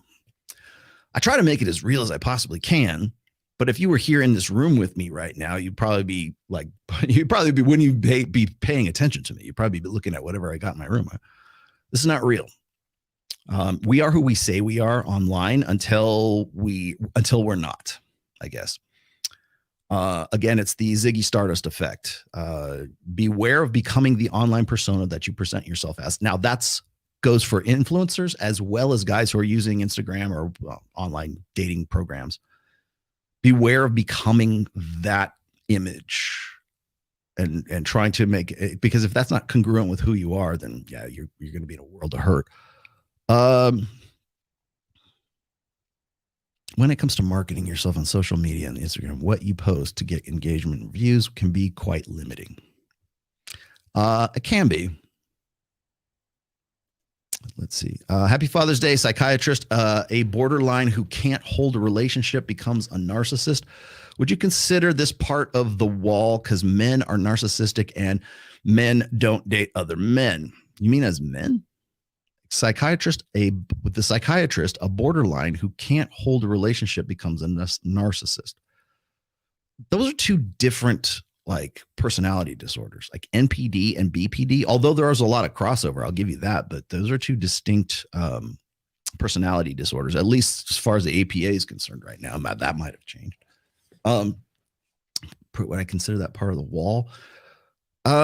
Yes and no. I think it depends on the I don't think women necessarily become narcissists as a result of the wall or aging, because there's plenty of women who are I mean, maybe it's more likely afterwards, but let me see what else here. Back in the day, relationships, including marriage, is like you are a pilot and she is the flight attendant to you are the pilot. She is the co-pilot to now you are the flight attendant and she is the pilot. Thank you for that very elaborate breakdown. Viral shorts. I once I think it was Athol K from like Married Man Sex Life. I don't know if anybody remembers that guy anymore. There used to be this concept of like, you're the captain and she's the first officer. No, she's not, because the first officer doesn't get to jump ship. The first officer doesn't get to and is not rewarded for jumping ship either. So I was kind of like, I thought that was a really bad analogy. You're the captain and that's it. Now, it's not to say that you're not going to take like hey, maybe have you thought about this? You're not gonna take advice, or like maybe my wife knows something about something that I'm not aware, I'm ignorant of, and she's gonna tell me about that. Great. I'm not gonna just say, well, you're a woman and you're the wife. I'm not gonna listen to anything you're saying. No, who the fuck is gonna do that? Period. If somebody has some good advice to say, hey, look, I know you're gonna try to do this, but I've got some intel here that might help you make a better decision. I don't care if you're female, male, or my fucking dog.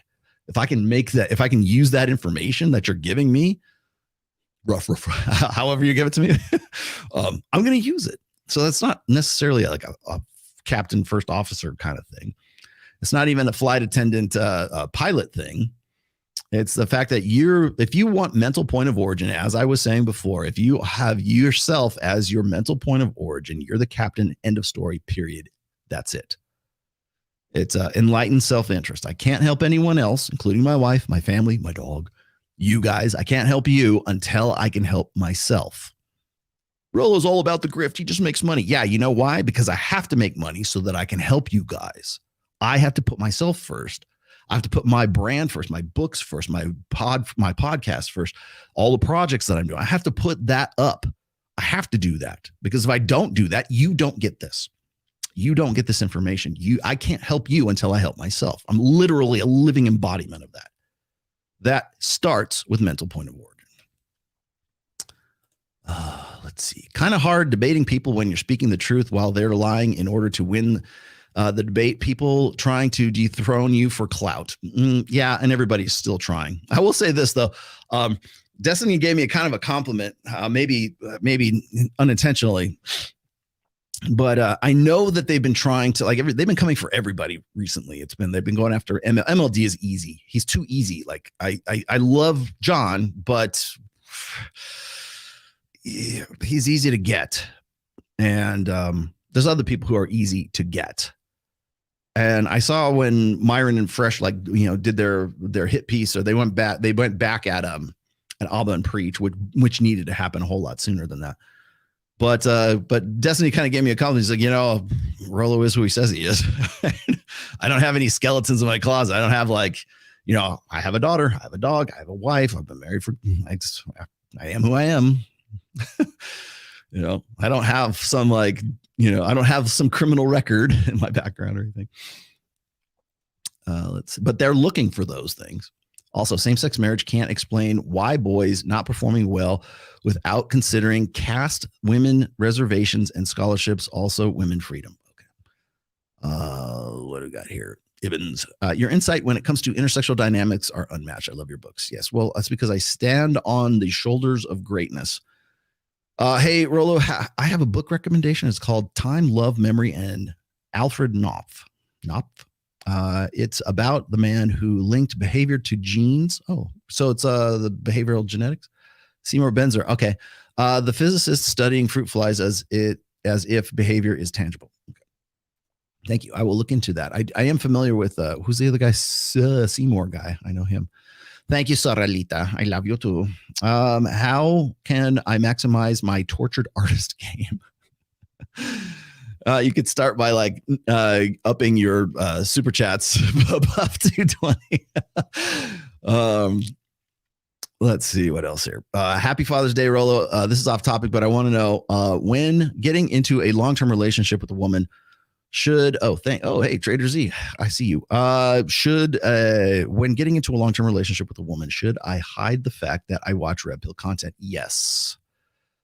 It's the secret of the red pill. If the only time I would suggest guys, I don't even say it, but if you reveal that you are watching Andrew Tate, if you watch my stuff, if you've read my books, be very careful of that. I think too many guys, and this was in the early days of when I think my first or second book were out, and I had so many guys want to be evangelists for the red pill, and so they want to tell their friends and their family and everything, and then mom would get pissed off and sister would get pissed off. And then your best friend's wife would get pissed off and wouldn't allow him to hang out with you anymore because you're red pill and she doesn't want him to get any bright ideas. It's along those same lines. So I always say, don't give away the game. It's the first rule of Fight Club, first rule of Red Pill Club. Don't talk about red pill. Allow women to figure that out on their own. You don't have to do that. And there's too many guys, especially guys who are like sort of gamma males, or the guys who are just very like detail oriented, and they just got to like talk about shit all the time, and they're secret kings and everything. And they want to say, look, bitch, I'm red pill, blah, blah, blah. I listen to Andrew Tate. I watch Rollo Tomassi. I'm into whatever, fresh and fit, blah, blah, blah. Don't do that. There's no reason for you to do it anyways, but you're kind of giving up the game, but also it's better for you to play the game than to explain the game.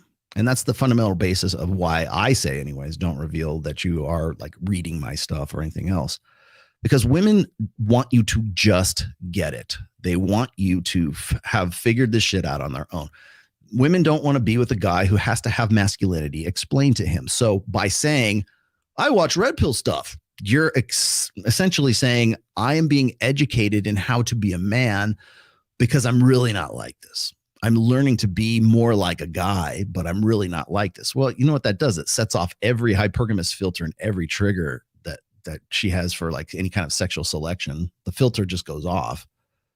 Women want you to just get it. They don't know how guys get it. They just want you to like come pre-prepared, pre-installed in your operating system. Masculinity 1.0. Right? It has to be already pre-installed. So and then this, by the way, this conversation has been going on since like 2006, 2007, because there were guys on the SoSwap forum who would ask the same question. Should I tell my girlfriend about, game? Should I tell my girlfriend that I'm reading The Rational Male and I'm applying enlightened self-interest? No, because it's better to demonstrate than to explicate. I think that's probably the best way to describe it. You need to be that red pill rather than say, here's what I'm doing. It's not a game it's not a flex. Like chicks aren't going to go, oh, well, I thought you were a dork, but since you said you're into red pill, then my pussy's that much wetter. No. Happy Father's Day, brother. Thank you, sir. Mr. Jason. Love you too. Please, can you bring Saad and Marty Hazelton on your show? I'll do better than that here in just 1 minute. Rollo. I'm convinced that Ayesha Curry doesn't like Steph. Thank you. Wow. Somebody finally agrees with Rollo Tomassi. I cannot believe it. Holy mother. How long have I been saying that? I've been saying that since Ayesha Curry was on the red table with bald-headed ass Jada Pinkett Smith. Where she was like, oh, I'm married, but I still want to have my Instagram account. I still want men to find me sexy. And every chick on that fucking table is like, you go, girl. Yeah, you do that. And now, what was it? She was taking off her wedding ring when that. And by the way, I don't know who the dude was. Sexy black man comes out of the wings with like serving something and shit like that. If that had been a sexy black woman coming out there to serve the guys on, I don't know, sports talk. Really? You have to, like, at what point do you go, maybe there's something that's not quite right here? Even you guys, like especially the guys who are like, well, what's good for the goose is good for the gander. If women do it, then men must do it too, right? There's not even like an afterthought about the fact that this guy just come out here with no shirt on. Ayesha Curry's like taking off her wedding ring, like symbolically saying, I would fuck the guy, right? That's essentially what she's saying. And people gave her shit for it. Yes, they did. It's a video with Ayesha pulling her wedding ring off. I saw it. When a male bartender walks by, shirtless, by the way, where she peck kisses Steph when she wins the title. Yep. I'm glad you noticed. At least people are finally catching on. Thanks for all you do. Beta males like Hunter Avalon and Destiny can deny reality and try to shame others with their security nonsense, but they can't hide from reality. The red pill is more and more obvious. Yes. Hunter Avalon, I sorry, brother. If you want to call me, I'm here for you. I'll be happy to talk to you now. I know he's going through a divorce right now, and I don't know what's going on with Destiny, but we'll see. I got you. Let's see. What do we got here? Why do a girl LMR? Last minute resistance. I was with a girl. I was hugging, kissing, sing her cheeks. I was touching her lips, and I touched her boobs, and she said, no, don't do it. So yeah, she doesn't want you to do that. It's pretty obvious, my friend. Here's the thing about last minute resistance, LMR. It's funny. It's like English is second language, but you know LMR, last minute resistance. That used to be an old pickup artist term. If you are with a girl who gives you last minute resistance, LMR, leave. Why are you there? Why is that even an issue? I don't want to have to convince and plead my case. Oh, please find me sexy enough to fuck me. No, you're gone. Leave. Bye, bitch. Leave. Because first of all, you're running the risk of non-consensual sexual contact. That's number one. That's bad news just on the surface. That should be enough right there. But number two is I don't want a chick who doesn't want to rip my fucking clothes off. I don't want a chick who's not going to be the hell yes girl. If you're having to deal with LMR, go back to the drawing board and start over again. LMR is not a good thing. I was reading single mother subreddit, and I've noticed that they break up with abusive partner many years shortly after getting pregnant. Mm-hmm. Why do conservative influencers discard the value of men being fun? Because it doesn't align with, because having fun is hedonistic. I'm very confused. You say alpha is a state of mind. Yeah. But it's also, there is a 80-20 sexual marketplace difference. Can you explain? Yes, it's because women are doing the selecting. That's why. It's a state of mind, but you're never going to have that state of mind if you're like, very few guys develop sort of an alpha mind, for lack of, I hate to use the term mindset, but an alpha way of seeing themselves and like giving themselves permission to be somebody different, right? And it is a state of mind. It's not a demographic. That's where that comes from, by the way. But the 80-20 aspect of this is the fact that has really less to do with the alpha state of mind or not, and more to do with women's sexual selection. So, by the way, a woman can find a guy who's in the 20 percentile, very attractive and want to fuck him, right? But does that make him alpha? He could be a blue pill alpha. He could be very beta, but he just looks good enough to sort of earn himself. Like he's either sexy enough or rich enough or whatever to sort of like just push him over the edge into the 20th percentile.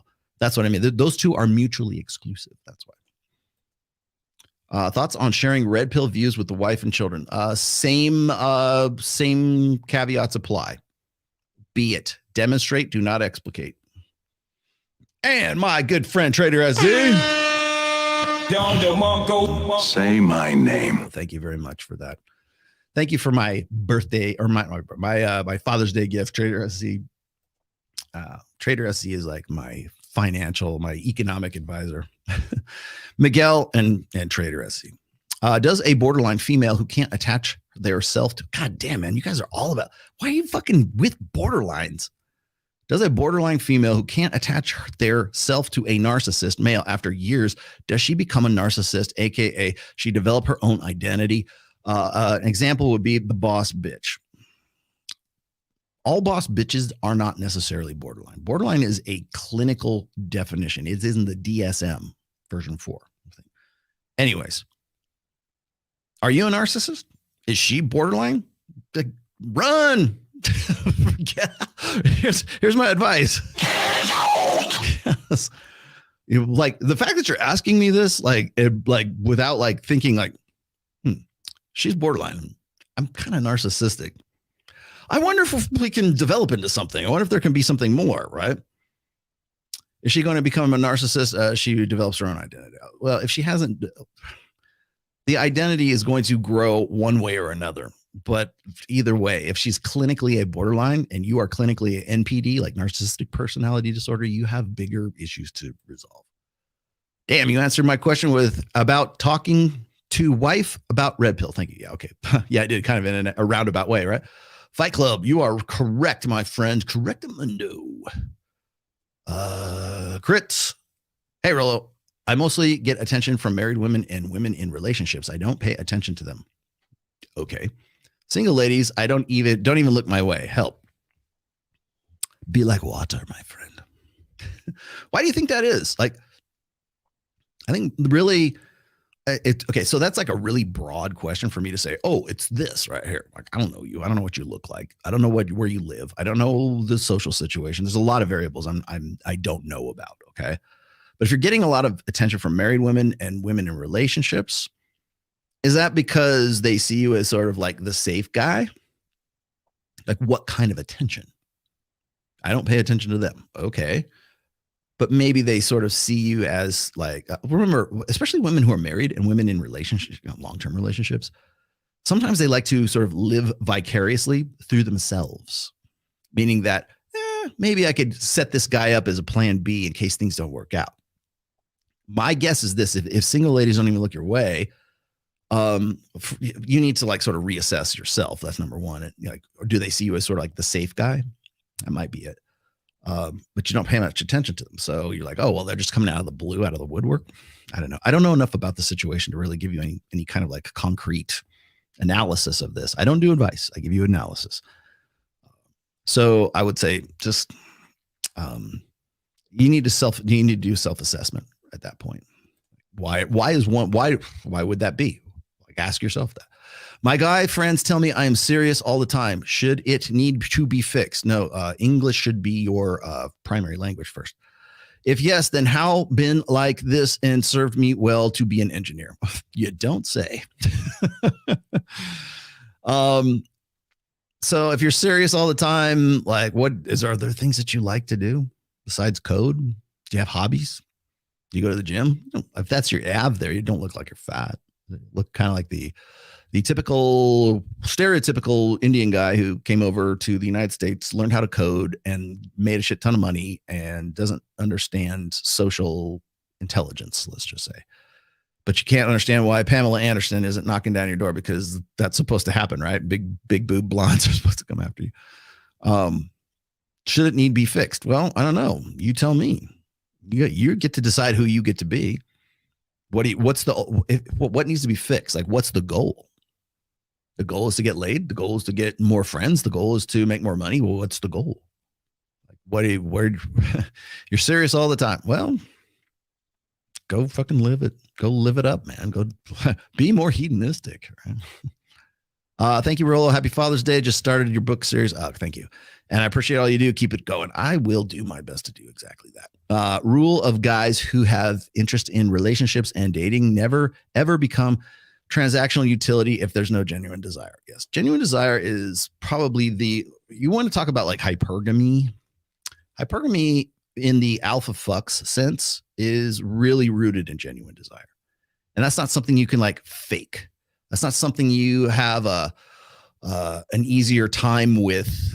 You have to generate genuine desire from the get-go. There has to be genuine, innate arousal on her part. So when I'm looking at like guys who are talking about, like, I threw this out here because where'd it go? I'm gonna pull the false equivalencies up here because I meant to get to that today. False equivalencies. There we go. Do we have that? There we go. All right. So this is false equivalencies. This is actually from, you'll find this in my 5th book as well. If I fly to Vegas, can I just chill on an Access Vegas panel as every man, average guy? Happy Father's Day. You're more than welcome to come out and hang out in the green room if you'd like. If you come out, I'll definitely have you in the green room ish. Let's see. Sorry, there's probably all these people in this chat and I just completely blew you off. Did I get to that? I did. Okay. Sorry. All right. I got to all those. So this is false equivalencies. This is what people want to sort of like pick and pull red pill out of false equivalencies here. I've read this to you guys before as part of the misconceptions that people have when it comes to hypergamy. But false equivalencies is primarily this. And I dragged this out of a few different people, but there used to be a guy who was a commenter on my blog back in the day. His name was Deti, D-E-T-I. And I think one of the things that really kind of confounds a lot of guys is the idea that that hypergamy is a straitjacket, first off, but second of all, it's they don't understand the hierarchy of hypergamy, because people want to They would rather it's more comfortable, it's easier, it feels better, tastes better to believe in what's called assortative mating, meaning that an 8 gets with an 8, and a 7 gets with a 7, and a 5 gets with a 5, and That's not how it works. That's not how women's attraction cues work. Women want, and why would it? Because that would work. I should say this, that assortative mating, meaning like if the guy's an 8 and the girl's an 8, then they'll more likely get together. Like people who look the same, people who are of the same sexual market value tend to like attract somebody who is at the same sexual market value. This is false. And I'll tell you why it's false, because women who, men and women, but primarily women, who rate themselves as being like less attractive than their husbands tend to be in more stable marriages, tend to be in situations that are really, I mean, think about it, as far as the relationship is concerned, healthy relationships.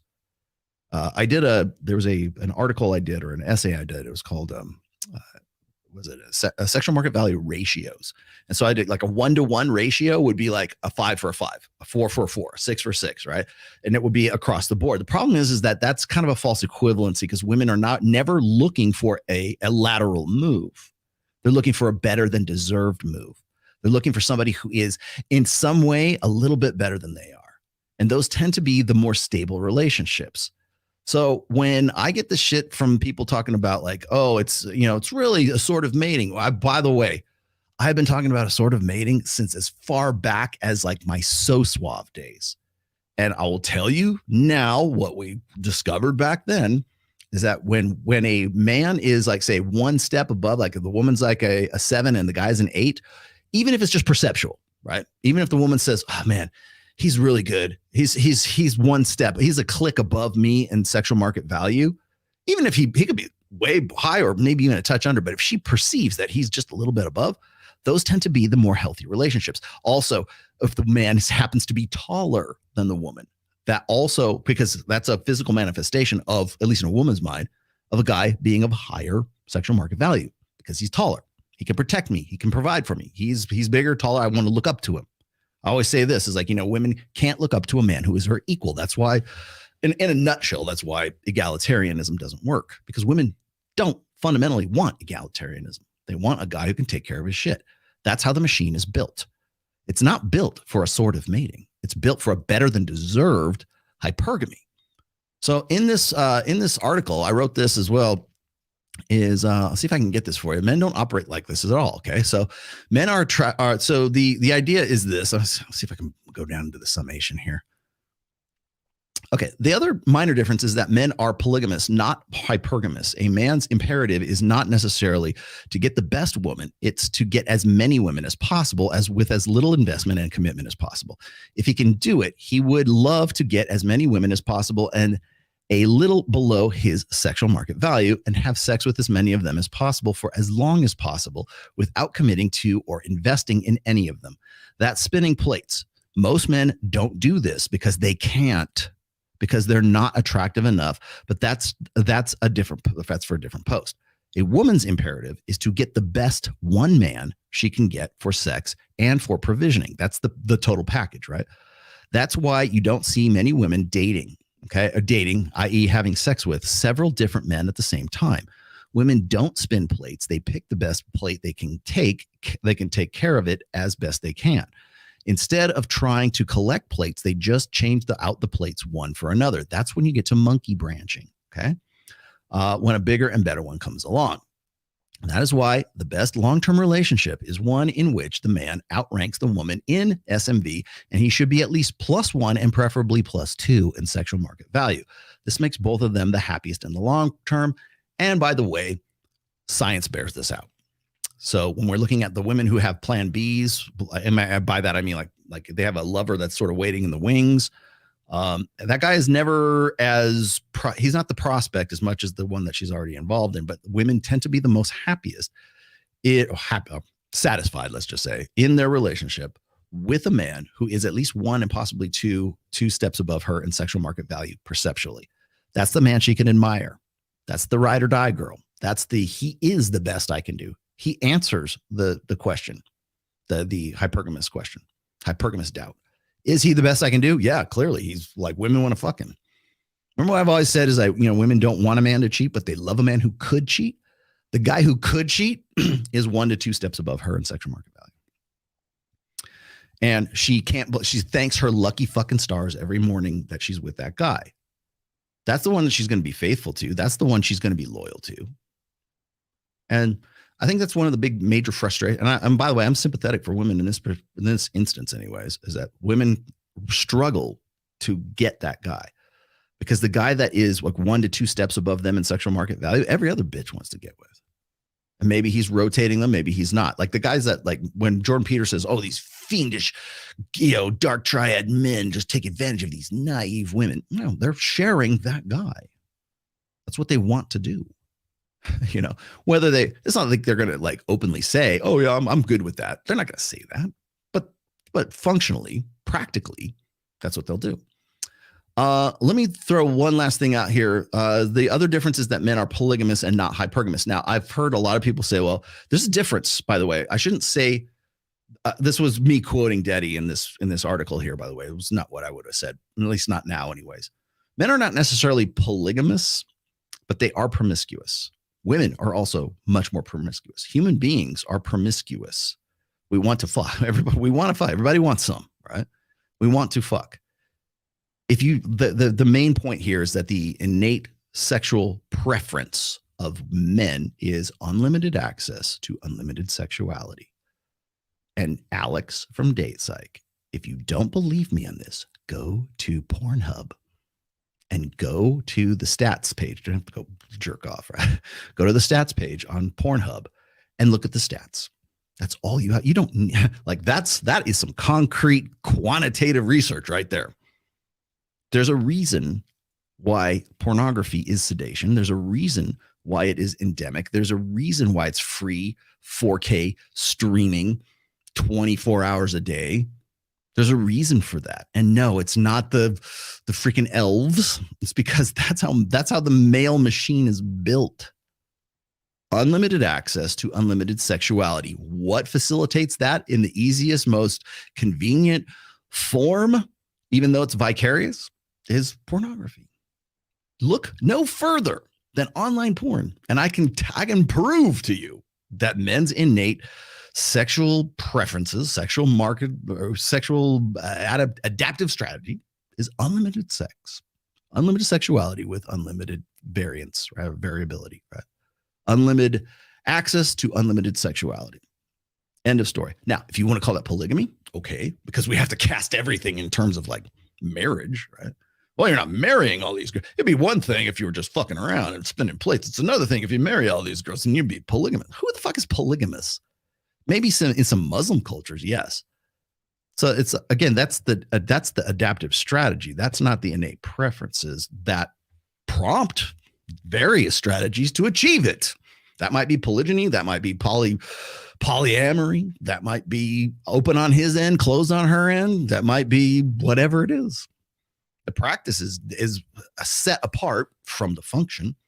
So in a sense, if you want to define dualistic mating strategy as being inspired by women's innate preferences, dualistic mating preferences, yes, that's what I would just, I think it's pretty much a no-brainer. Women want the whole package. They want a guy who looks like Jason Momoa, makes a shit ton of money, is good with kids, loves his mama and puppy dogs and rainbows and Disneyland too. That guy? Yes. Let's go. Let's get married. Sure. But that, again, those guys are few and far between. But still, the fact of the matter is it only proves a point. Alpha fucks, beta bucks. Can I get them both in the same guy? No. Can I get them both in the same guy at the same time when I need them the most? No. Probably it's improbable. Not saying it's impossible. Just saying it's improbable because, again, it takes men longer to mature into their peak potential. So she might be ready to settle down at 29 years old with the guy who's the complete package, and he ain't ready to yet. He hasn't made partner in the law firm. He's not a doctor. Doesn't have his business together. He's still in good shape, but yeah, it takes longer. That's why. It's a high value man is the guy that other men want to be and other women want to fuck. There you go. There's your definition for you right there. What do you say? Happy Father's Day. Glory to our robot dog overlords. Cheese tax. The cheese tax. I got to pay that. Anna is my new greyhound. She's my girl. And she is a cheese dog. You have to pay her the cheese tax. If men improved ourselves, how we dress, looks, muscle, money, game, blah. Be more independent, enjoyable lifestyle and holidays, build on future, and maybe own a house, flat, and a car. We're already in the 20%. Women are attracted to that. They are, but they're attracted to the lifestyle. They're not attracted to you. Women marry a lifestyle. They do not marry the man. Okay, I got to you already. Where's this? Warrior race. As far as dating is concerned, what would be the best practice for women to game women who have inflated egos, or should men avoid? I don't think you're going to be able to avoid that entirely, period. Like, you're going to have to sort of take that on a by case basis. My argument has been this for a while, and I think probably there's probably people in the red pill who would probably disagree with me on this, is that I think that with the spread of social media and the ease of access to like the global sexual marketplace, women's egos are at an inflated to an all-time high. How you manage that on a by person basis is really up to you. I think also, I think you need to, again, why are you dealing with it in the first place? Do you just want to get laid, or do you want to get married, or do you want to have some sort of relationship on a long term? So the best practice to game women who have inflated egos, blow right by it. Use it to your best advantage. If you just want to fuck, if you don't, then you've got other things to do, like other things to contend with. See, I love it when people like presume like, okay, well, what's the best practice to game a woman to get her to do this, blah, blah, blah, right? Well, do you want to get laid, or do you want to have babies with her and have a family with her? You should sort that out for yourself, or at least prefix that with your tweet. Alpha is the way you see yourself. Yes, but it's also the way other people see you too. Is an alpha man a masculine man? Yeah.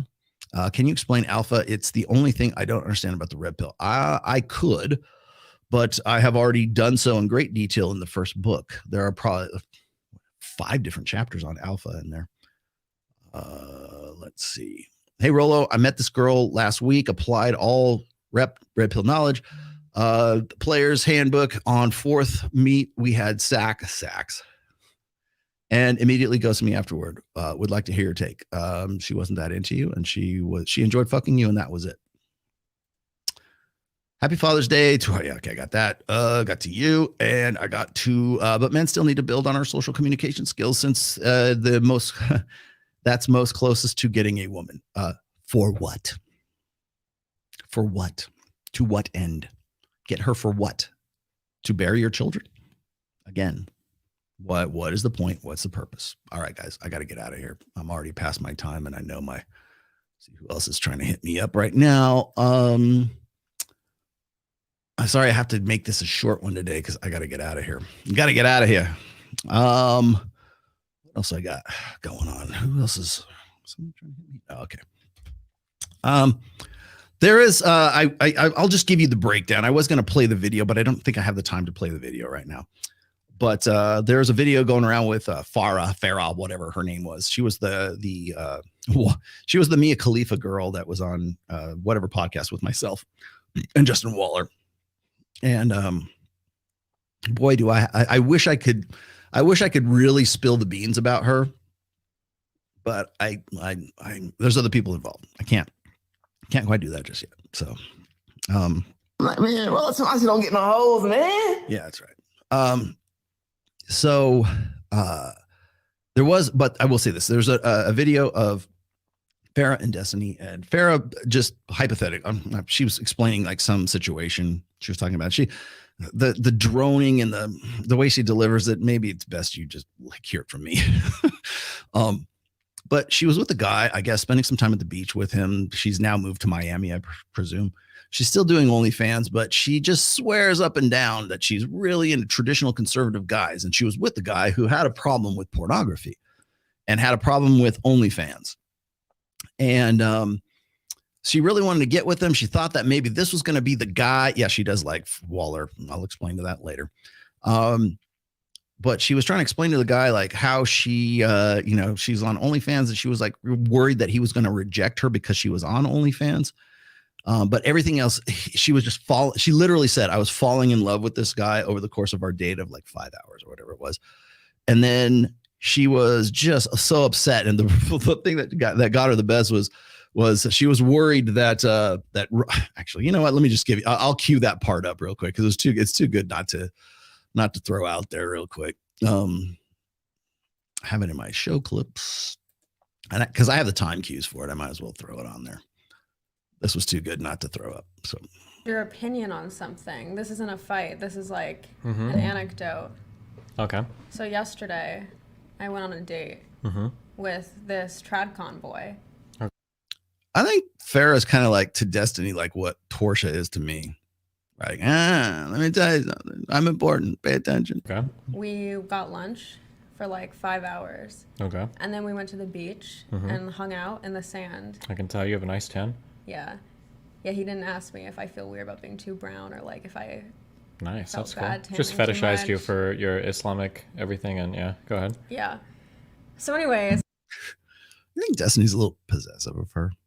By the way, I did. You can stop sending me this link now. I did see the one clip where he admitted to texting her on the whatever podcast while we were on. So what's funny to me is I've seen her on other shows, and she's been like sort of been taken to task. I think she was on with like Alex from Playing with Fire or something like that, but she was getting like grilled by some guy talking about like women's rights and men's rights and stuff.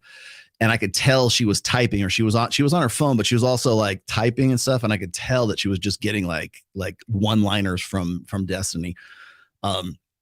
Dude, man, just don't get your chicks to, it's like Charlie's Angels, right? It's like Destiny's Angels. So, okay, yeah, you could prepare them a little bit better. Everything's going perfectly. I love TradCons because I actually know how to like date and stuff. Yeah. And we're hanging out on the beach, and he's like talking, and we're really vibing. Like Okay. this was probably like one of the best dates of my life. Okay. And we're vibing, and he's talking about how much he hates the industry and how he's like very against. Whenever a woman says vibing, what that means is like your game's on point. Like women will use the term vibing or energy because it's a placeholder term for like things that they feel but they can't describe. The red pill can describe those feelings for you. Just like you can learn to vibe, but like she's gonna be in the moment and call it vibing right then. And I was like, yeah, me too, because I forgot that I'm like a prostitute. Okay. So then I got really stressed because I'm he a whore. wanted to kiss me, and I could tell that like if I told him the OnlyFans thing, I thought it'd be a huge turnoff, but I thought it'd be like if I kissed him without telling him, since he's so against the industry. So I came clean. Flip-flop his whole opinion. So I shoehorned it into conversation, and I was like, I forgot how it came up. I was talking about living in LA, and I was like, yeah, and then I started an OnlyFans. All right, I'm going to push this up to the relevant point right here, which I believe is about the 4-minute mark. Hang on. This is actually the whole reason. Like, should I just delete my account right now? Which is probably the dumbest thought I've ever had. So I don't think I'll be drinking anymore on SSRIs. But then I was like, did you guys catch that on SSRIs? You're drinking on antidepressants. That confirms a lot of rumors. a first date with someone. I don't know if they'd even care. But I just felt like I heard Rollo Tomassi in my head. Like when he said to me on the podcast, like, do you think you having an OnlyFans will prevent you from finding the guy who you'd eventually want to have sex with? And like when he said that, I thought that was ridiculous because I started my OF in LA and nobody there cares. Okay. Say my name. Would you agree? I don't know. There's a lot of stuff going on, but keep talking. I'm listening. There's a lot of stuff going on. Yeah. All right, so that was one point. Anyways, later on, she talks about this. Essentially, the hypothetical that I threw out at her on whatever podcast came to pass. Wow, imagine Daddy Rollo was right about something, Farrah. At least you've got lenses in your glasses right now, but I know that they're not prescription. I hate being right all the time. Yeah. Not so crazy now, huh? Not that hypergamy shit. Not so crazy now when you see it in action. Hey, Echo, how are you? Hi, lover.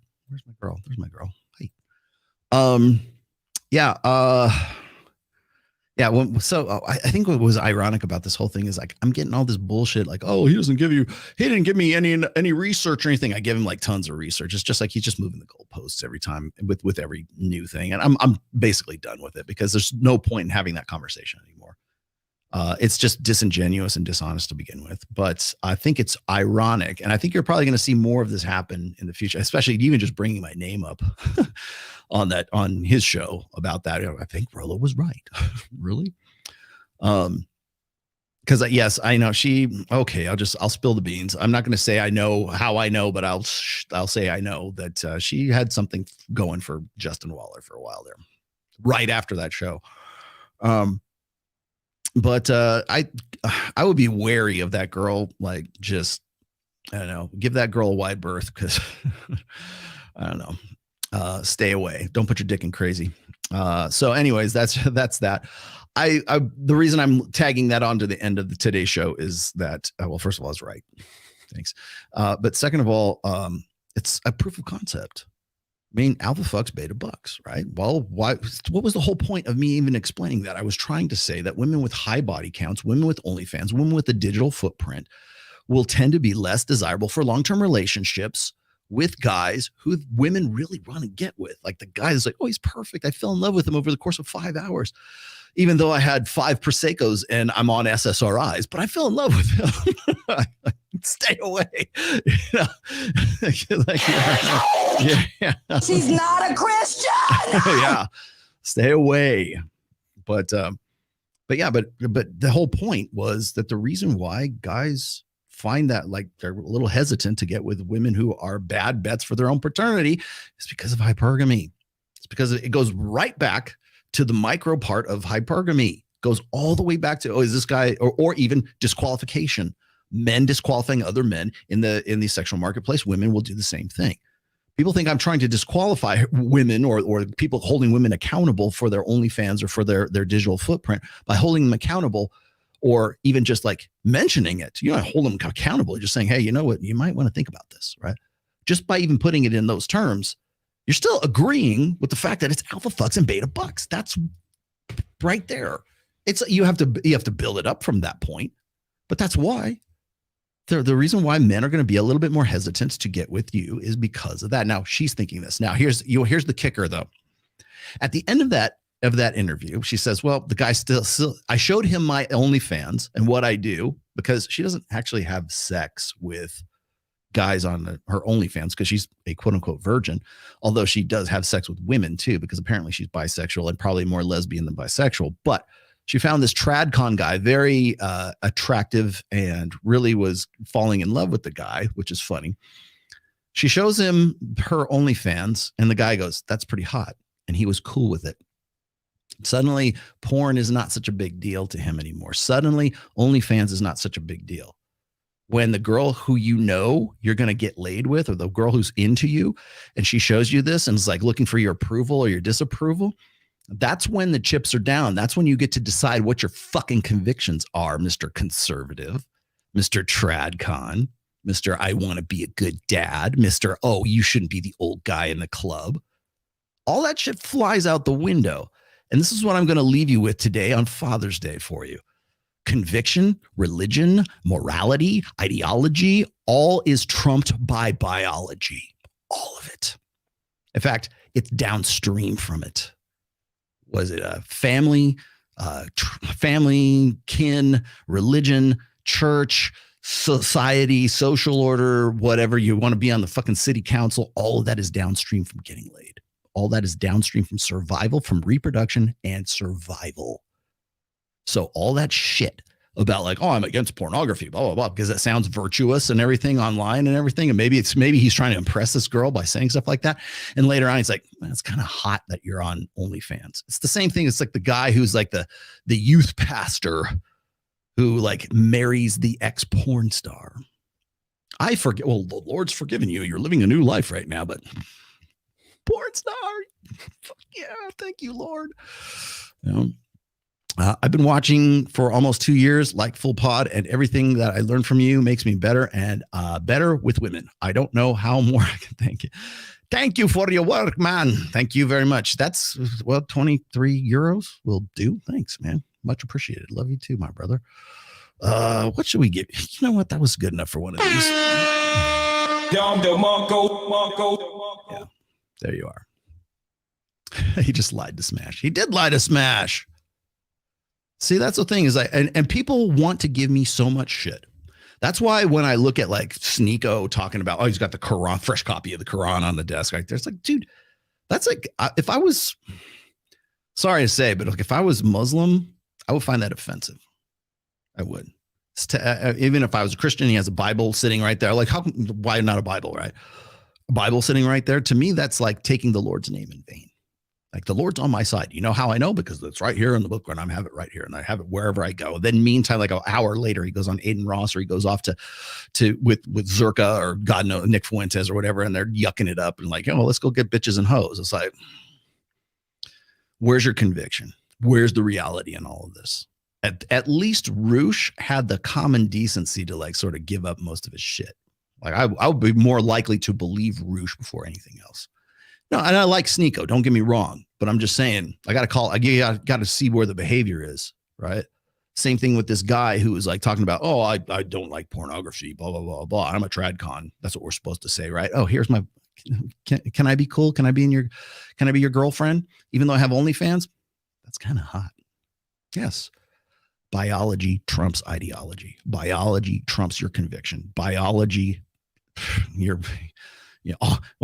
think it was Royce. He says, we all bow down to our biomechanical overlord by hook or by crook, man. And eventually when it comes down to it, there's very few guys, very precious few guys who will not in some way compromise their ideology or whatever it is for a good piece of ass. Oh, it's okay. I'll forgive you for that. It's okay. It's all good. You're a good girl. Farah, I forgive you. You can come over here, Farah, and we'll talk about your OnlyFans. Yeah. I'm sorry. I don't have that loaded right now. I have that on my laptop now and I didn't copy it back over. My bad. Yeah. Sneeko is 24. I can't give him too much shit because he's still kind of lost in the fun of all of this right now. So anyways, okay, I gotta go, guys. It is now 1:30 on the West Coast, and I gotta get going. So let's see, what do I have going? I will be in Lake Tahoe. I guess I'll be on the California side, but I go back and forth across the Nevada side now and then. If you want to like meet up with me, like for lunch, if you want to like look around for me, I'll probably be downtown, down in South Shore, South Lake Tahoe. There's a really great restaurant there. It's a Mexican restaurant. I think it's called Blue, like Azul or something. A really good place. That's usually where I go. So if you happen to be there around like noon or 1-ish on any day, I usually go there. There's also my favorite barbecue place. It's on 89th Street. It's over by going towards what is it? Camp Richardson, going on that way out there. If you know the area, you know what I'm talking about. But if I'll be out and about in Lake Tahoe, I'll be doing some Instagram stuff there. I'm going to do some fishing. Finally, I'm going to go actually get my fly rod out and go do some fishing. But I am taking some time off, just like 4 days with my wife and my dogs, because my dogs come with me, and I'll have my laptop. I'll have everything with me. So I take a traveling rig wherever I go. But I'm primarily will be working on Substack stuff. I'm working on book stuff, working on the Spanish translation still. So sometimes I just kind of like gotta put things off. But in the meantime, if you happen to be in Las Vegas, do go check out Men of Action, because there is an intensive that Mike is doing with a few other instructors. If you want to get involved with Men of Action, my link for it is right there. It's the second one down in the link chain or the description right there. Check that out. If you want hands-on, like practical stuff, that's where you go. You want theoretical stuff, this guy, right?